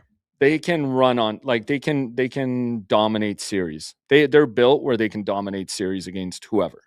They didn't dominate the ALCS last year. Yeah. They didn't dominate the World Series. Like I don't know. But they're going to have options. Dominating is a tough word for me when They're they a have deep lineup. They got guys they can I sit. still think their bullpen is incredibly thin in important moments. Incredibly thin. Tyler Rogers, as funky and fun as he is to watch, he's not a strikeout guy. Yeah, it's true. And- a lot of ground balls. And this is a front office that we're strikeout in love for the last several years, and I agree with that.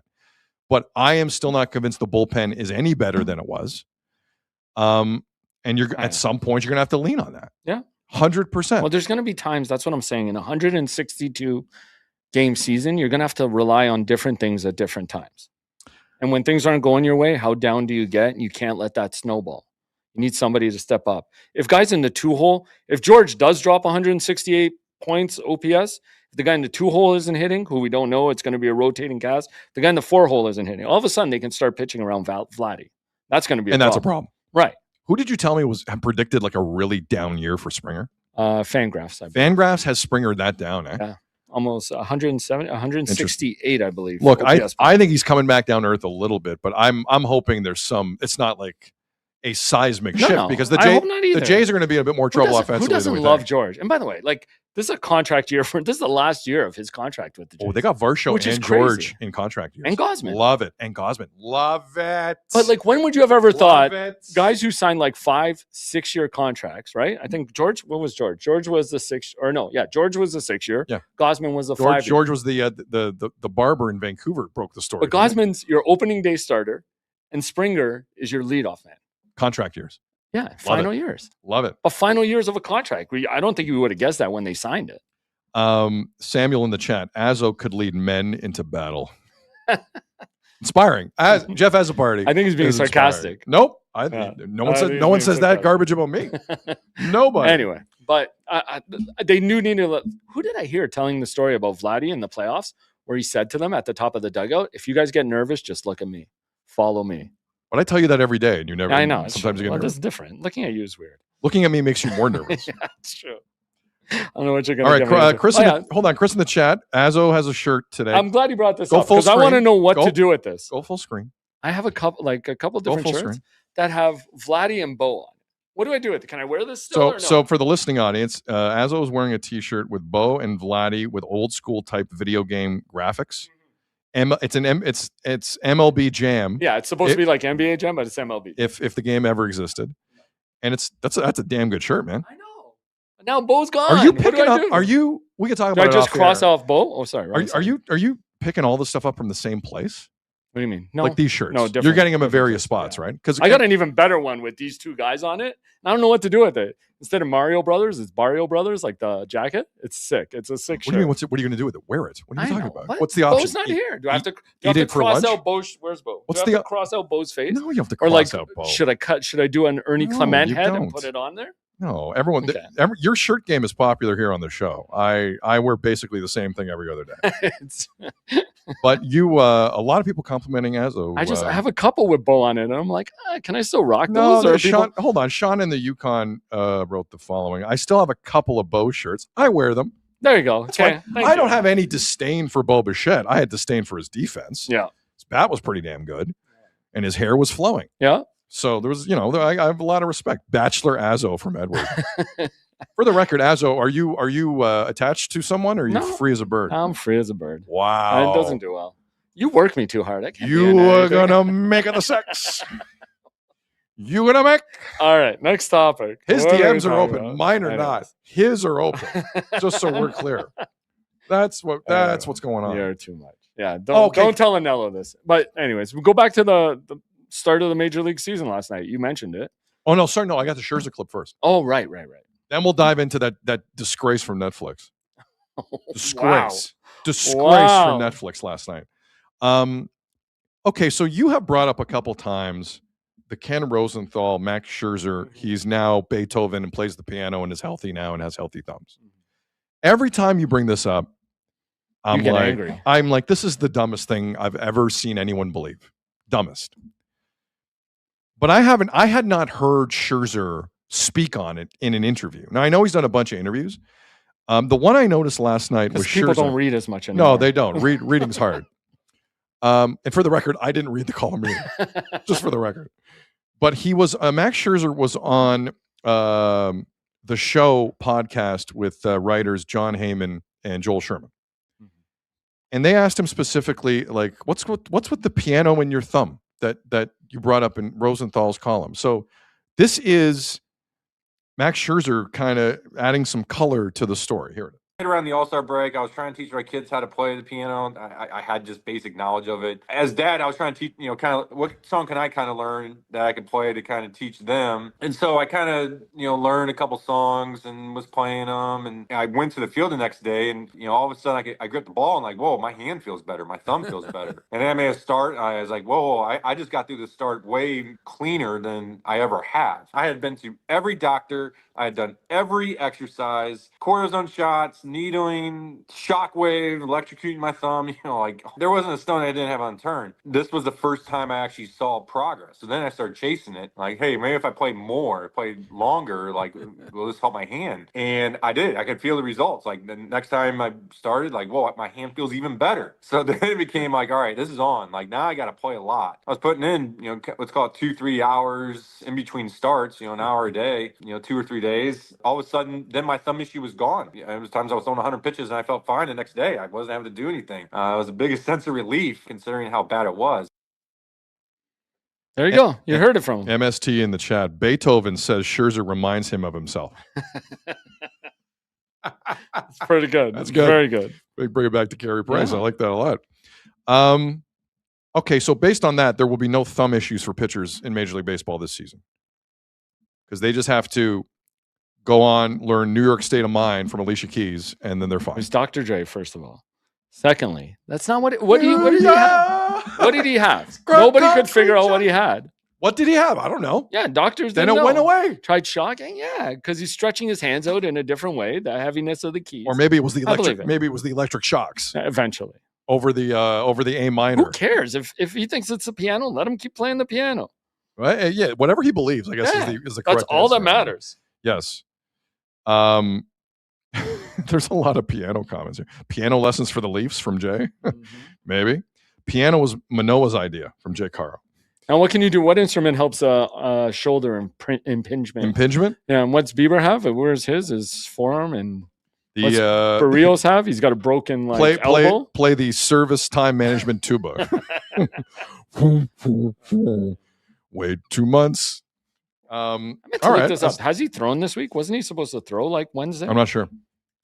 And they're all gearing up. Let's remind everyone. Thank you for bringing that up.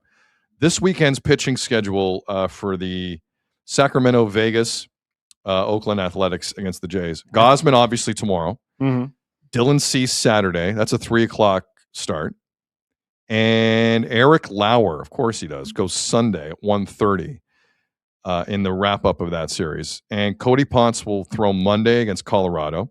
119 loss Colorado Rockies coming to town on Monday from last season. Scherzer goes Tuesday. He has time here. Yep. He has time. So that's the I early think look he at the just threw Jays in rotation. Dunedin yesterday, I believe.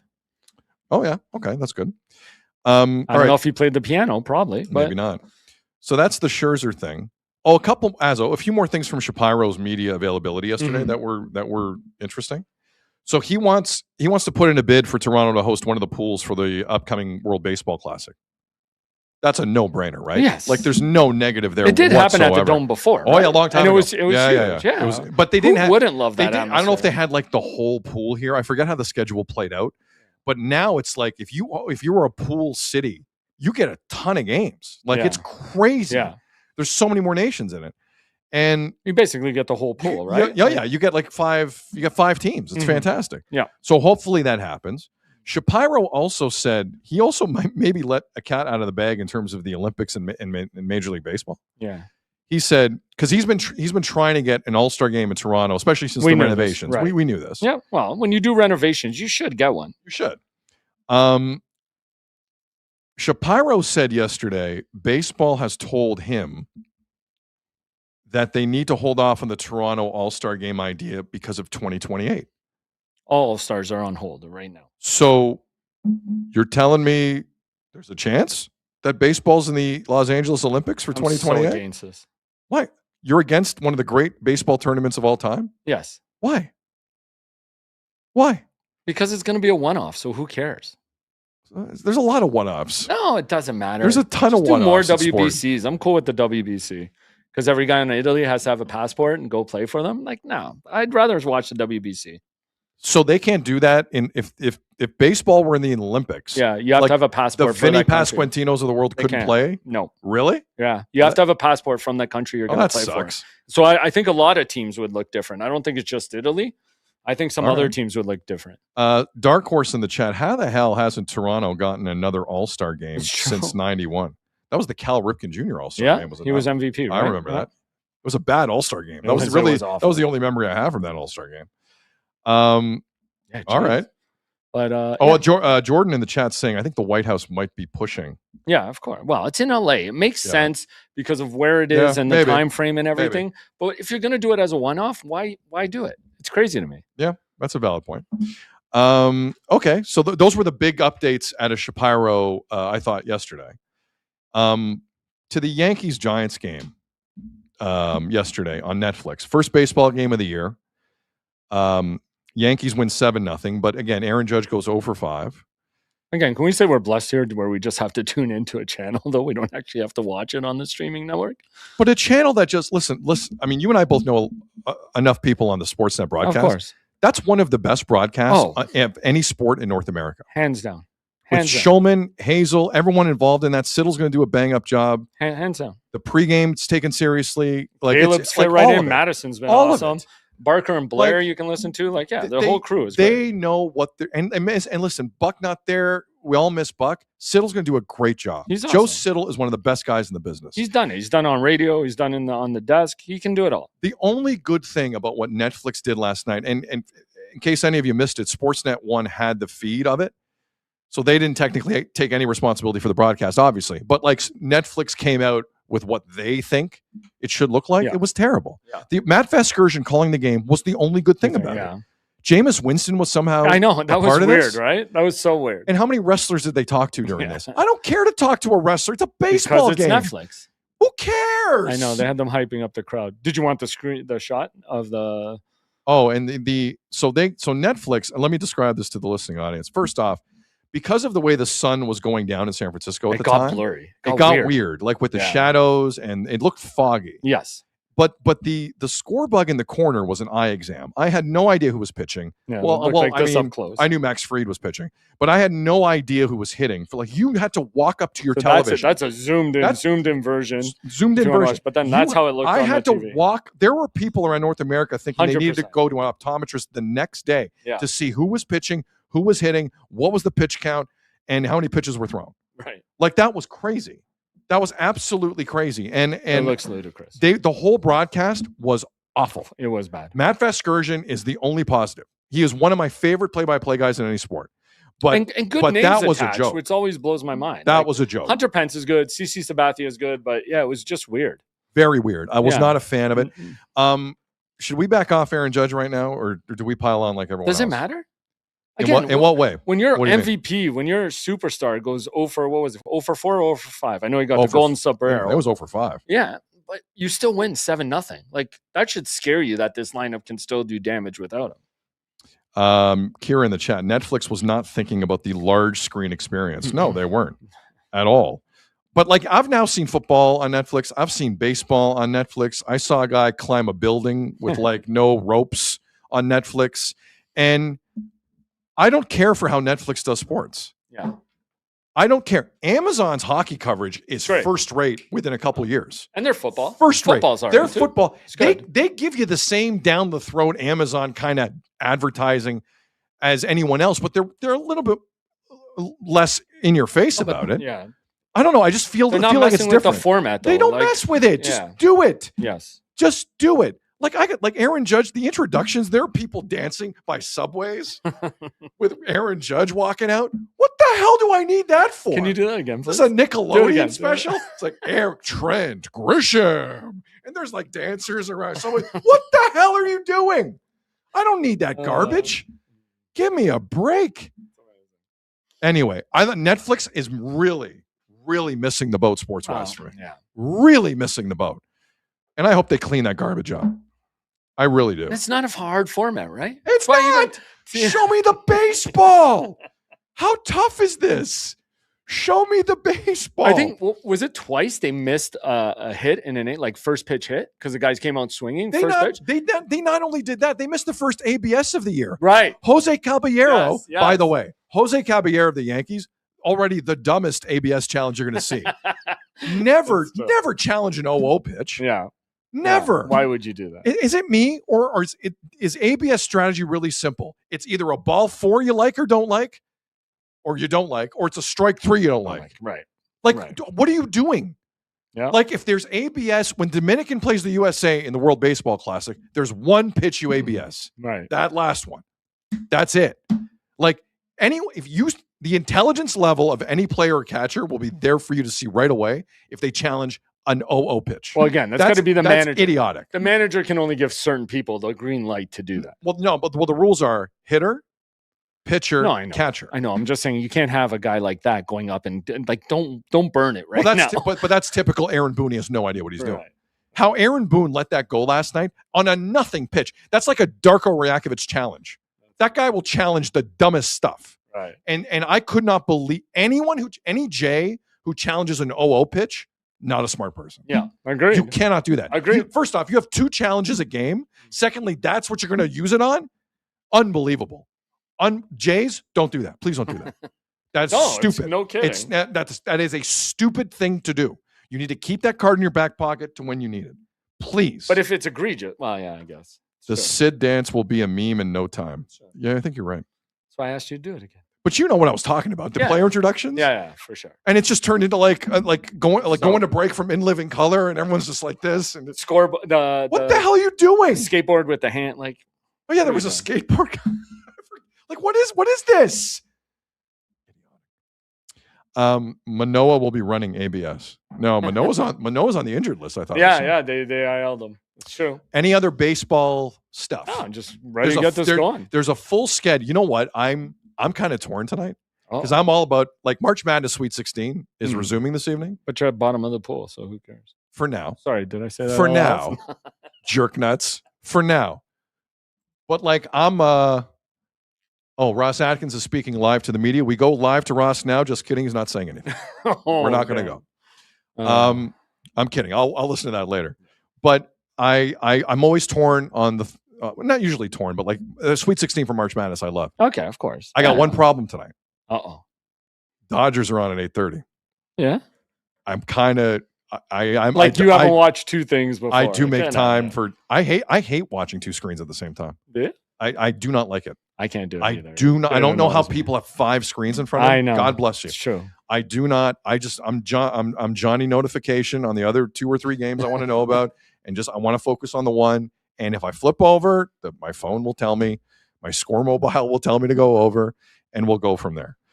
Where were we here? Who is it? Yamamoto on the mound for the Dodgers, huh? But lately, I can't miss Shohei. Yeah. Like, I can't. Like, I have an issue with it. And Yamamoto's throwing as well. Like, I don't know. Dodgers, I'm man. still a Teoscar guy. I don't know. I think Fangraphs had them at 119 wins for this year. Sorry, the Dodgers? Yeah. 119. I think so. Oh, my God. What's the record? It's got to be close. It's close to that, isn't it? Yeah, for sure. Let's look that up. What is the record for wins in a Major League Baseball season? Major League Baseball record for wins in a season. Because Seattle owned that record, do they not? I believe so. Like it was that year they went on that crazy run, right? No, the Major League record for wins in a single season is 116, jointly held by the Cubs of 1906 and the Mariners of 2001. Wow. I didn't know it was a joint record. Yeah, no, me neither. They have the Dodgers breaking that record. Hang on, let me double check. Edwin Diaz might push him over the top. Okay, so we do have I totally lied. It was 119, not 119.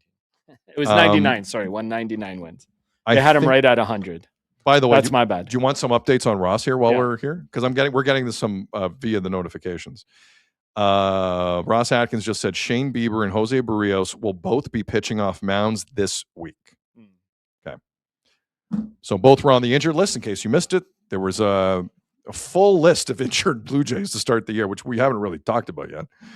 I totally oversold that. Dodgers at 99 wins, 100 wins. Oh, okay. Yeah, that's pretty. Whatever. Shohei, Yamamoto, Edwin Diaz. 118 wins. That's because they load manage. 118. Right? It's crazy. Yeah, they do load manage. I don't know what the Raptors are doing. Do you know what the Raptors are up to? Not playing, that's for sure. They were missing quickly last night. Yeah, you got that one wrong. Stay up and watch this. Oh my God. Well, I actually flipped it over at like 12:15 in the evening. Yeah. And they were getting just ass kicked. They were. And they had guys, and it was like Barnes and Ingram were out there. And I'm like, what is going on? Nothing went right yesterday. Like Benedict Mathurin looked like Jordan last night. Nothing went right yesterday. What is, like, I didn't know what I was watching. Yeah, it was brutal. And so the Raptors last night in the Kawhi game lose by 25 points. End of the road trip. Do you give them a pass on that? No. Okay. Because they only looked really good against Utah. Yeah, that's fair. And that doesn't even count. West Coast road trip. Those are tough, though, I've been told. No? They are. They are. But I mean, I just expect against Kawhi, call me crazy. Call me crazy. I expect a different level of energy. And Darko Rajakovic, one of the first things he said after the game was they lacked a bit of that. Oh, sorry. No, it's fine. Here's a quote from Darko Rajakovic, head coach of the Toronto Raptors. But I thought that we came out and we did not have, energy and focus that's, recognizable for us. I thought that the Clippers played a really good game. They were, making shots, making some tough shots, off the dribble, step backs. And I think that us missing a couple of open shots, it's just like our energy was not there. We were not able to play through that early in the game. No 3-putting in the chat. The Raptors were sit in the car wash line. Valid. Good. But there's no Raptors players from that Kawhi team left, right? You still think they need to get on? That's a great point in that, as we talked about yesterday, I don't know if you could tell, I was rather passionate about the Kawhi game. I will always Any be Raptors fan should be. Yes. For the way it ended and he left. I'm very passionate about a Raptors Kawhi game. We didn't get to run it back. I'm still mad about that. I'm so mad about that. The one thing that I need to see from you, I don't care if you're a kid who doesn't even remember the title or not, is energy. I don't care if it's the end of a road trip. Kawhi's on the court. Number 2 is on the court. Energy. Every Raptor team for the rest of time against that fraud, Kawhi Leonard, needs energy. Non-negotiable, unacceptable, doesn't exist. And Darko was right. There was no energy. Now, as a coach, he's half responsible for that. Get your team up. They didn't play the night before. No. They had a layup a couple of nights ago against Utah. Show up. I'm more worried that they're on the cusp of the play-in. Like, shouldn't they show energy for that reason? John Gallagher in the chat. They're all gone. Boucher was the last. Yeah, you're right. Yeah. Boucher was the last. But, like, aren't you more concerned that they're fighting for, like, a pure berth in the playoff and not to the play-in? And, like, they come out with no energy? Like, you can't be affording to lose games right now. Well, that's a good tee-up. Let's play, because Darko was, I believe it was Kayla Gray who asked him the question after the game for TSN. Like, what are you looking for? What are you most excited about over the last 10 games of the year? And Darko answered this way. 10 more games left. It's very, very exciting, just where we at and what we're fighting for. I think it's very important that our group continues to stay together, to continue to support each other. And if we out together and out compete our opponents, I think that gives us the best chance to be successful. I mean, let me ask you, what excites you about the final 10 games of the Raptors season? I think just seeing them put it together. Like I said, there was that one game where they were all like on point and they were playing so well together. It kind of got me excited that maybe they could take on somebody in the first round. Because I think, what's the expectation right now? First round loss? I think I keep hearing that everywhere. Right now, they get the Knicks. Karl Anthony Towns will average 25 and 15 against the Raptors in that series. Like, they won't be able to stop Brunson. There'll be a bunch of problems. Can't stop Brunson. OG is going to hit 7 threes and defend everyone. Like, that's an awful matchup. So if you go one down, they're in the play-in tournament. Right. And the other day, Bam Adebayo almost threw up on a microphone talking about his excitement level of the play-in tournament. He doesn't want to be in the play-in tournament for Miami. Yeah. And if you go one up, you get Cleveland and James Harden and Donovan Mitchell and Evan Mobley and Jared Allen. We talked about it, right? We thought Darko was starting to go to his playoff rotation, and we were seeing what they would give us in the playoffs. Now it just, I don't know. It just, when they have super off nights like that, I don't know what to make out of it. Like, it's really bizarre. Because then I think they're not that good. Look, listen, I don't care what happens between now and the final 10 games and whatever the playoffs look like, if they even get there. But don't you have to start getting that in I think figuring you do. It out? I think you do. Like Brandon Ingram led them in points last night, but he was bad. Yeah. Like, your best player was bad last night. Everybody was bad. Like, no one was great. And they're 40. Here's the other half of here's the glass half full. Full positivity from me. They're 40 and 32. Yeah. Okay. Brandon Ingram has provided them the boost at times they've needed.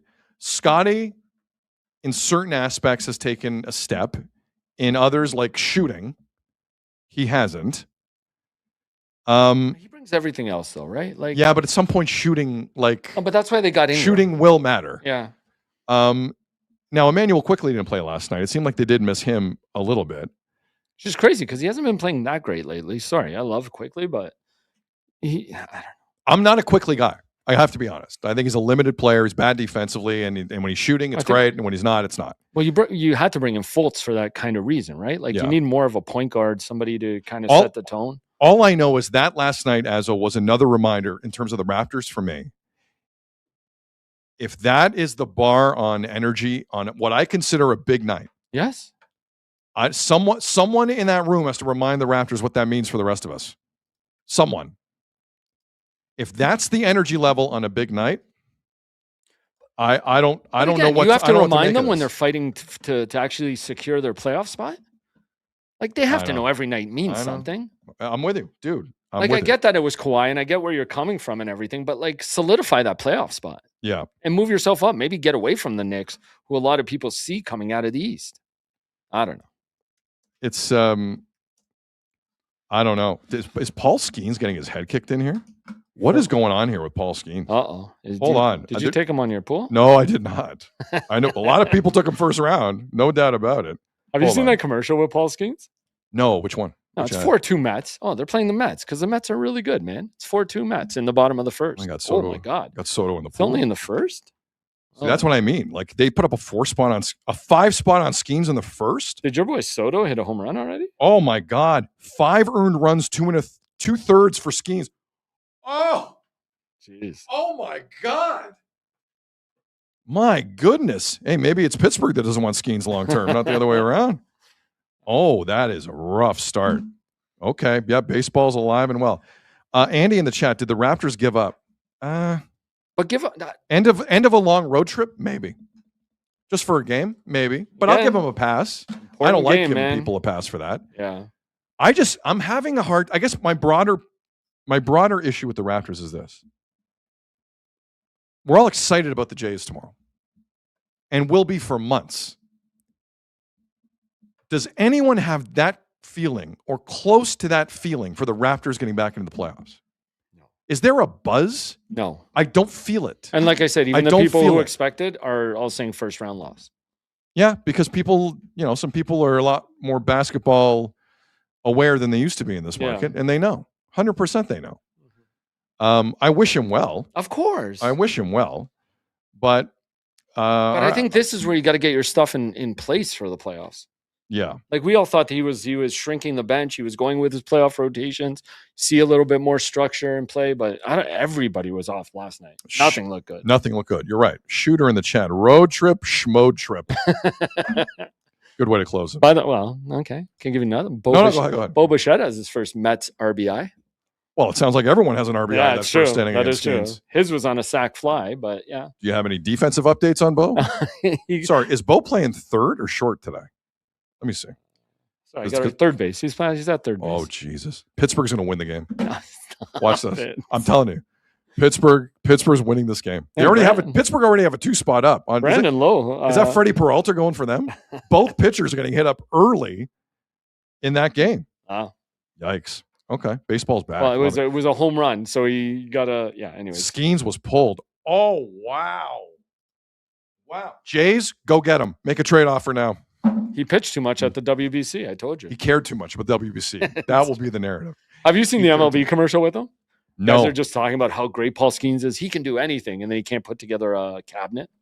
Like he's putting together. That's funny. It is pretty good. Actually pretty good. It's actually really good. It's a good commercial. I got something here. Let me throw this at you. I know you got a little something. I got a little something. A little something's right. Quickly, Major League Baseball released today their top 20 selling jerseys from MLBshop.com. Okay. I'm going to give you 3 strikes before we wrap it up. So you have 3 chances to make a mistake. And 20? Let's just 20 do top names. 10. Come on, really? No, dude, you want 20 names. I'm giving you more of more runway here. All right. So let's all current. Let me just double check. All current players. Okay. Top 20 selling jerseys in Major League Baseball. And you get 3 strikes as you go. I'm giving you some grace. All right, go ahead. Shohei. Correct. Vladdy. Correct. Aaron Judge. Correct. Bryce Harper. Correct. Yeah, it has to be. Yeah. Bobby Witt. Strike 1. No, come on. No Bobby Witt Jr. in the top 20. I call BS. I'm looking at it right now. We just mentioned him. Juan Soto. Correct. Juan Soto. Paul Skeens. Correct. Tarek Skubal. Ooh. Come on. No, he's there. Strike 2. Get out of here. No chance. No Tarek Skubal. So you missed on Bobby Witt Jr. and Tarek Skubal. I'm going to say there's more Dodgers on that list. Future Blue Jay, Tarek Skubal. How many more Dodgers? Can you give me hints or no? So I'm on strike 2 already. already? You're doing fine. You already got 2, 4. So you got 6 of the 20. Yamamoto? He's number 2. Correct. Yeah, I was wondering. He's number 2 on the list, Yamamoto. Correct. Who has the Dodgers? More Dodgers? Mookie on there? Correct. Mookie Betts. You're doing great. You only have 1 strike left. I know. You're doing great. Jeez. Oh, man. Is there more Dodgers? I'm trying to go through the Dodgers. 5 seconds. What? No. What's his name? Tatis. Fernando Tatis Jr. Incorrect. No! Get So out you of got here. 2, 4, 6. You got 8 of the 20. The top 20 in this order. Ohtani, Yamamoto, Judge, Cal Raleigh. Big number. This one you were never going to get. Nolan Arenado. Currently with Arizona. Still. You were never going to get Arenado. Because I would have never gotten Arenado. Freddie Freeman, Pete Alonso. I knew there was more Dodgers. I should have picked Freeman. Roman Anthony in the top 10 of the that makes Boston sense. Red Shit. Sox. Pete Crow Armstrong, Kyle Schwarber, Kike Hernandez of the Dodgers. Come on, 12. no way. You were never going to get that. I told you, Dodgers would be all over that list. I should have just kept guessing Dodgers. Bryce Harper, Juan Soto, Vladdy, Francisco Lindor, Ronald Acuna Jr., Paul Skeens, Josh Naylor of the Mariners. Canadian Josh Naylor's 19. And again, he just keeps on chugging. Christian Yelich of the Milwaukee Brewers. Goodness gracious. Yeah. But good go, Azza. Yeah, it's okay. Good go. I should have been better. Okay, I'm getting a lot of requests here to talk about Italy and Northern Ireland today. Let's reset the scene. That's going on too, huh? Yeah. What a day. Let's reset the scene. And And it what was it? Squitapala? What is it? Squeet the pala? Squashapale. What the hell is squeet the pala? I don't know. That's what you're doing this Friday night. I was just going out, have a couple drinks, and he's going to squeet the pala. All right, get to it. If you guys are out at the Jays this weekend and see Izzo squeet the pala at Rogers Center, let me know. That's true. Let me know. So Canada still don't know who's fully in their group for the World Cup, which begins for Canada on June the 12th. They know Switzerland will play Canada in Vancouver. We know Qatar will play Canada in Vancouver. We do not know the European nation that's going to play Canada June the 12th at BMO Field. We will. We'll find out between now and next Tuesday. But today is a crucial day. There's 4 teams that still have a shot to get into Canada's group. 4 teams: Wales, Bosnia-Herzegovina, Northern Ireland, and a small nation you've heard of called Italy. Semifinals and a final are beginning today. Semis today, final next Tuesday. Italy get Northern Ireland. Italy have not qualified for a World Cup since Brazil in 2014. They won the 2020 Euros, which was played a year later because of the pandemic. But Italy have not been in a World Cup, the biggest sporting event in the world, with all due respect to the Olympics. This is it. Since 2014. Italy have won this tournament 4 times. It's like Canada not being in an Olympic hockey tournament for men or women. We kind of belong there. And there's some tension. So I texted the Montreal office here at Sick Media. Anello Caballero and Tony Marinaro's there. And I asked some guys, are you nervous about Italy today? The game against Northern Ireland happening in Bergamo, Italy is at 3:45. I said, are you guys nervous? And they go, yes, very nervous. Tony is nervous. So confirmed. There are nervous people. And again, if Italy get through here, like it's Italy, Canada, June the 12th in Toronto, my holy God, the scene that's going to be. For a lot of reasons. So I was trying to get the feeling. I know what I'm hearing from my Italian friends and family and all that stuff. My wife's Italian. We're having the conversation. I wanted to kind of go into Italy and see what they're thinking. So we pulled up the cover of today's La Gazzetta dello Sport, which is one of the most famous sports publications in the world. And Jeff Azzopardi has thrown it up here for the listening audience. I'm going to describe it to you. It's a bunch of kids wearing Italian jerseys, and the headline reads "Fratelli Sognad." Sognati or Sognad? Forgive me. The translation there is "Make them dream," and the sub-headline reads, "An entire generation has never seen Italy in a World Cup. Let them dream." Insane. It's not like overly critical of the team. It's not going hard into manager Gennaro Gattuso. It's not going hard into the Bastonis of the world, or DeMarco, or any of the other players who are out there and under an intense amount of pressure today. Because it's single elimination today, guys. Today and Tuesday. If it's tied after 90, extra time, tied after that, shootout. We're having winners today. So the drama is going to be thick. But the theme that some of the media have taken in Italy is do it for the kids. Wow. Like this was an angle I was not expecting. And this is what it means there. And as Canadian soccer fans kind of sit back and take this in and wait to see how this plays out in that little mini semifinal. Because there are other semis, mini tournaments happening around Europe as well. But the one Canada cares about is this one with Italy. As you watch this, that's what it means. There are a bunch of kids who have never seen Italy in a World Cup in Italy. And young people who are second and third generation around the world. They've never seen it. And it's ridiculous they haven't seen it. It's one of the wildest sports stories of the last 10 years. Not even close. That this traditional soccer power have not made it to a World Cup. They missed Russia in 2018. They missed Qatar in 2022. And like they were at the last Euro. They won one in 2021. They're at the last Euro in Germany. But like this, for some reason, there's a stigma with this. So for the youth of the world who cheer for Italy, I'll be honest with you. Part of me, I was kind of scared of this matchup for Canada. And I still am. But as a spectacle in Toronto on June the 12th, for anyone who's grown up in the Toronto area, considering how multicultural this area is, how do you not root for this? How? It might get a little awkward, I understand, but how do you not root for this? I think Italy win today, and I think they win next week, whether they have to go on the road to Wales or Bosnia. Neither will be easy.